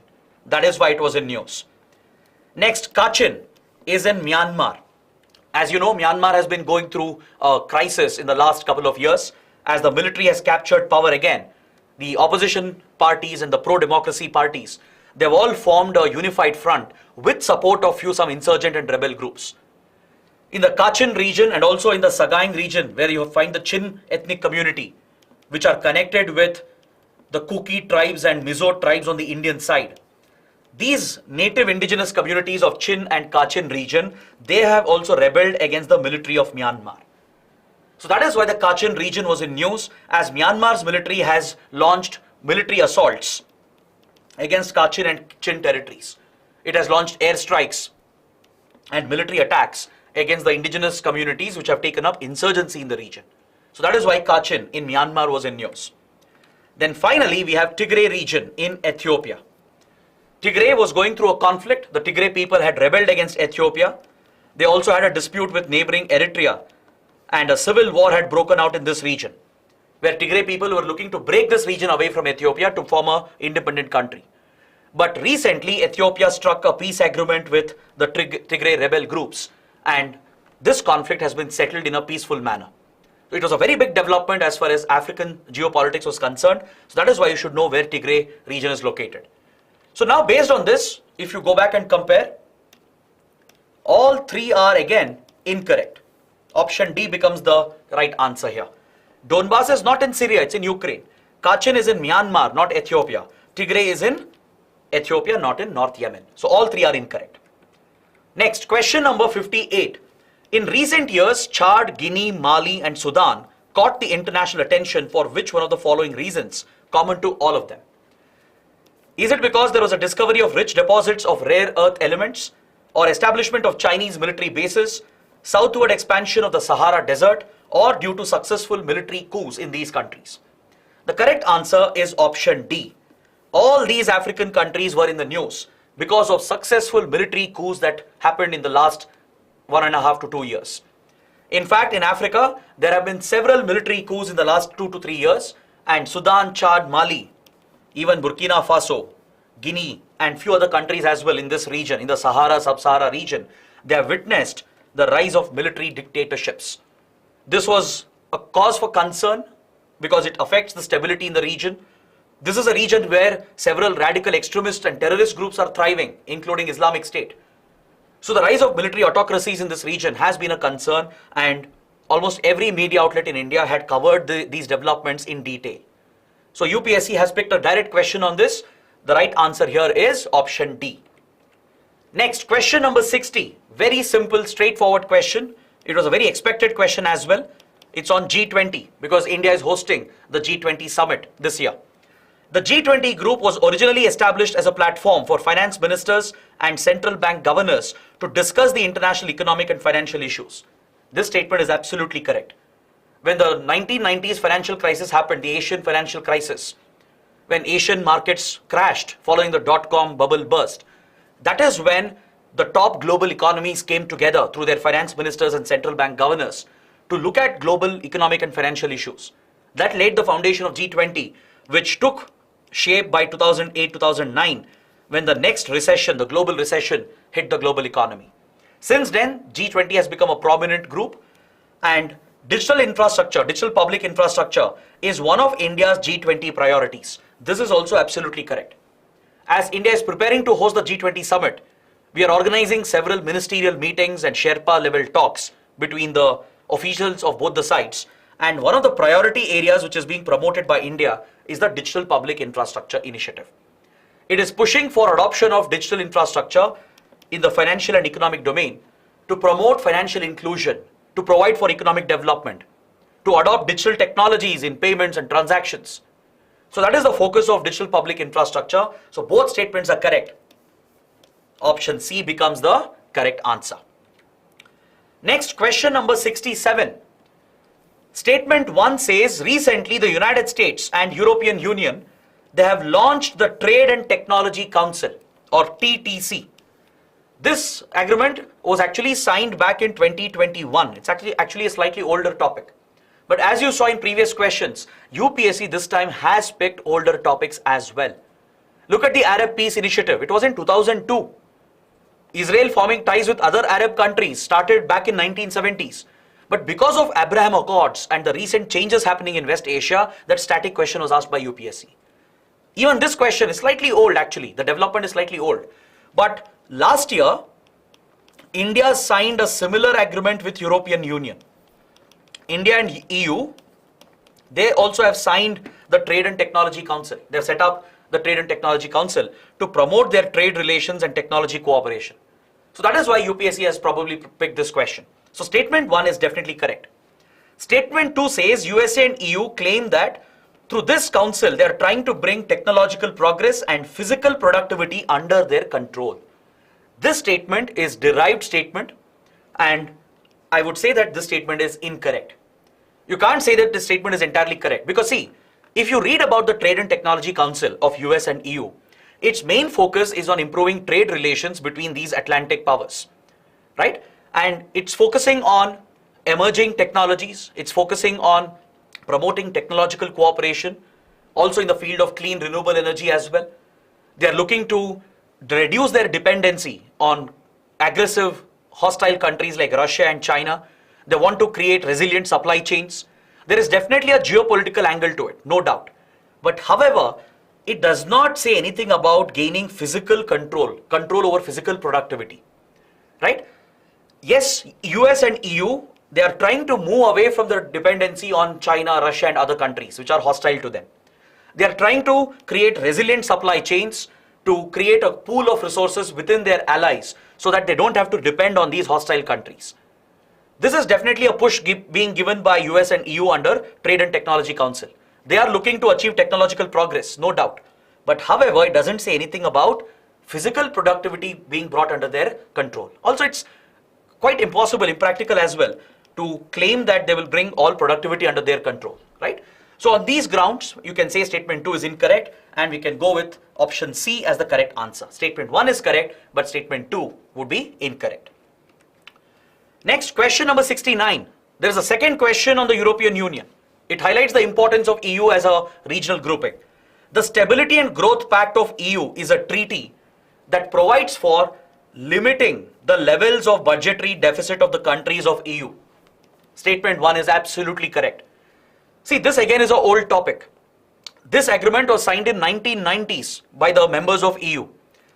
Under the Stability and Growth Pact, they agreed to set a limit for their deficit levels, the budgetary deficit, in order to keep their monetary policy stable, to keep their economy stable, prevent volatility and any economic crisis. They agreed to keep a limit for a budgetary deficit limit, and if they breach that, there will be consequences. If a country breaches the deficit cap, the limit which has been placed, they will invite extra monitoring and scrutiny. And even after warnings, if a country doesn't correct the deficit, it can be penalized by placing that country under sanctions. All right? So statement 1 is definitely correct. But 2 and 3 are wrong. It has nothing to do with sharing of infrastructure, sharing of technologies. This is absolutely incorrect. So option A becomes the right answer. 1 only. Next, question number 70. Consider the following statements. Recently, all the countries of UN have adopted the first ever compact for international migration known as the Global Compact for Safe, Orderly and Regular Migration. The objectives and commitments stated in the GCM, the Global Compact for Migration, are binding on the UN member countries. The GCM addresses internal migration or IDPs, that is internally displaced people or displaced persons, also in its objectives and commitments. All the 3 statements are wrong. Option D is the correct answer. See, this topic has been picked because refugee situation, migration has become a global problem. For example, the Rohingya crisis caused a huge refugee problem in South Asia, right? And similarly across Europe, across the Mediterranean, from West Asia, from North Africa, a lot of refugees, illegal migrants keep crossing over under dangerous, hazardous conditions. So to provide for the basic protection of refugees and migrants and to accord them with a set of basic human rights, and also to lay a framework, a global framework on how countries will deal with migrants, this global compact was brought out by the UN in 2018. Is that clear? But it has not been signed by all the countries. Around 150 plus countries have supported it. All UN country members have not signed this. So that is why statement 1 is wrong. All right? Not all countries have signed it, just around 150 countries had supported it. And also it's not like a convention, it's just an agreement, a global level framework agreement that will guide other countries on how they will deal with refugees and migrants. So statement 2 also becomes incorrect for this reason. It's not binding. It's a non-binding framework being created for protecting and dealing with refugees and migrants. Third one is also incorrect because it does not deal with internal migration. If there is an internal conflict in a country, like the Sri Lankan civil war, for example, right, where the Sinhala Buddhist majority attacked the Tamil minorities, and Tamil minorities got displaced within their own country. They are called IDPs, internally displaced people. So this global compact on migration does not cover internal migration. So all 3 are wrong. Option D is the correct answer. Coming to the last question from international relations, question number 98. Which one of the following countries has been suffering from decades of civil strife and food shortages and was in news in the recent past for its very severe famine? This again, if you're in touch with current affairs, you've been reading newspapers, this will actually be a very simple question. See, Somalia, the East African country of Somalia, has been hit by a civil war from at least 3 decades. An extremist terror group called Al-Shabaab, which is affiliated with Al-Qaeda, has taken control of most parts of Somalia and has even destabilized the government here. There are few other radical groups that operate as well in Somalia, and because of years of war and conflict, the region has been hit by a severe famine and hunger. When the recent Russia-Ukraine war broke out and food prices increased because of disruption in food supplies, these East African countries like Somalia, Kenya, Ethiopia and others, all of them were worried about the shooting food prices. Because as inflation comes up in food commodities, essential food commodities, it will directly affect such countries where hunger is widely prevalent. So in that context, Somalia was in news. There were many reports brought out highlighting the famine situation and the serious hunger malnutrition situation in Somalia. All right, there were many reports covering this. You can see the extent of the famine and malnutrition in this country, right? And it's the Somalian pirates who take up piracy in the Indian Ocean, who are backed by the Al-Shabaab terror outfit. They attack the commercial ships, take hostage, and try to extract a ransom, thus disrupting global shipping, right? For all these reasons, Somalia was in news. That is why UPSC has picked this question. So the correct answer is option D. So this completes the questions from international relations. But now I would like to show you the sources where we had actually discussed and covered most of these topics, either through our Target Prelims crash course, which was free on YouTube. We had a Target Prelims crash course on our app as well, and even through our paid online courses, through our online class offerings. We have covered most of these topics, and I just want you guys to take a look at this. This is from Target Prelims 2023, which was held just few days back, right before your prelims. Some of you might have attended those sessions. In the third session on international relations, I had discussed the IMT trilateral highway in detail, including the alignment, as you can see in this screenshot here. Same was the case in our online classroom program, which was held on the 7th of May. The BCIM corridor had been covered in the classroom. This was only for the paid students. Then you can see the region of Ethiopia and Somalia being discussed in detail, along with Al-Shabaab and piracy, where I had explained the problem of famine, hunger and malnutrition in these countries. This was also in our target prelim session, where we had a separate session on places in news, covering all the important places that were in news. Then look at this. From the same session, we had covered the Tigray region from Ethiopia. Just few days back, we had actually covered the same topics, the exact same regions, and the same questions have appeared in this year's exam. So those who attended these sessions, I'm sure they would have benefited from this, they would have marked the right answer. There was a question on Ukraine, which was covered under geography, the bordering countries of Ukraine. We had discussed this in detail in our places in news session, which happened on our app as part of the Target Prelims crash course. All right, we had marked all the major bordering countries of Ukraine. You can clearly see that Hungary and Romania, they share these borders with Ukraine. All right, you can also see Zaporozhye, the Zaporozhye nuclear plant, and other key locations in Ukraine being marked in this session, which was exclusively on the BYJU'S Exam Prep app. You can also see the Abraham Accords that I had discussed on the 21st of May under Israel's relations in West Asia. We had spoken about Israel's diplomatic relations with other countries, the Arab Peace Initiative. All these topics had been covered just a few days back, right? So it's quite useful that the same questions have been picked. Even the Kachin region of Myanmar, I had made a mention of this with regard to rising violence in Myanmar under the international relations this week, which was a weekly initiative that we had on YouTube channel for covering key international developments. So from all these initiatives, direct questions have come in your IR paper. All right. Now coming to the last part of the discussion, just 4 questions left, 4 or 5 questions left.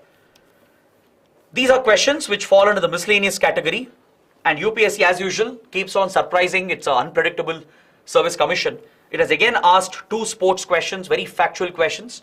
One was covered under art and culture. This is the other question on the 44th Chess Olympiad that was hosted by India. Look at the statements. It was the first time that Chess Olympiad was held in India. It's absolutely correct. It was hosted in Chennai in Tamil Nadu. This was the first Chess Olympiad hosted by India, and it was also the first Olympiad in Asia after 30 years. Second statement is also correct. Official mascot was Thambi. The trophy for winning team in open section is not Vera Menchik Cup. It's actually Hamilton Russell Cup. That is for the open section. For the women's team in the women's section, it is the Vera Menchik Cup, named after the popular grandmaster, a very popular women chess player, Vera Menchik. These two have been interchanged. Usually UPSC wouldn't ask such trick questions and factual questions. But again, UPSC can always surprise us. So it has picked such questions. So 3 and 4 are incorrect because they have been interchanged. Whereas 1 and 2 are correct. So B is the right answer. Only 2 statements are correct. Next, question number 81 related to Janani Suraksha Yojana, a very important government scheme related to maternal health. It is a safe motherhood intervention of the state health departments. Wrong statement. Because it's an initiative of the government of India. It's a centrally sponsored scheme where states play a role in implementation and provide part of the funding. But it's a central government program. It's not an intervention of the state health department. First one is wrong.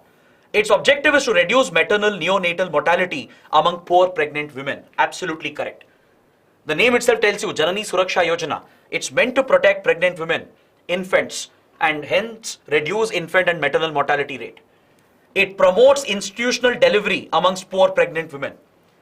Since in rural areas especially and poor families, women prefer home deliveries and informal deliveries in informal institutions, that increases the risks when delivering a child and even in postpartum care.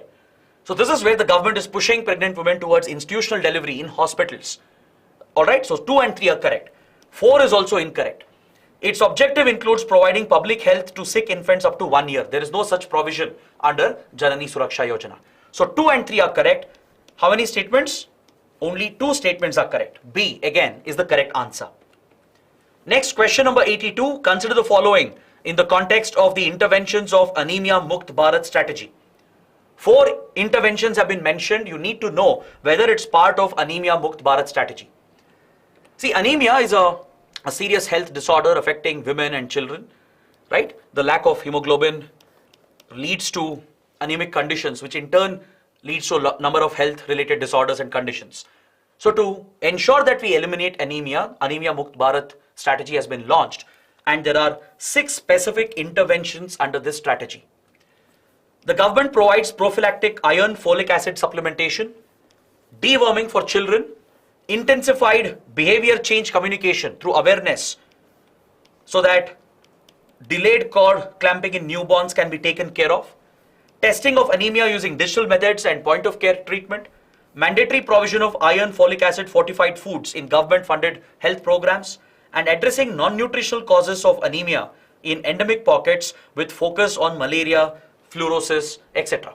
These are the 6 identified interventions under Anemia Mukt Bharat strategy. Now it is again factual. If you have read about this government scheme, you would know about these key points. So by looking at that, we can say 1 and 2, both are incorrect. Prophylactic treatment is through iron and folic acid supplementation, not through calcium supplementation. It runs a campaign for delayed cord clamping at the time of childbirth, right? There is no specific provision in this regard. It provides for periodic deworming. This is correct. It addresses non-nutritional causes of anemia with focus on malaria, fluorosis. This is also a correct statement. All right.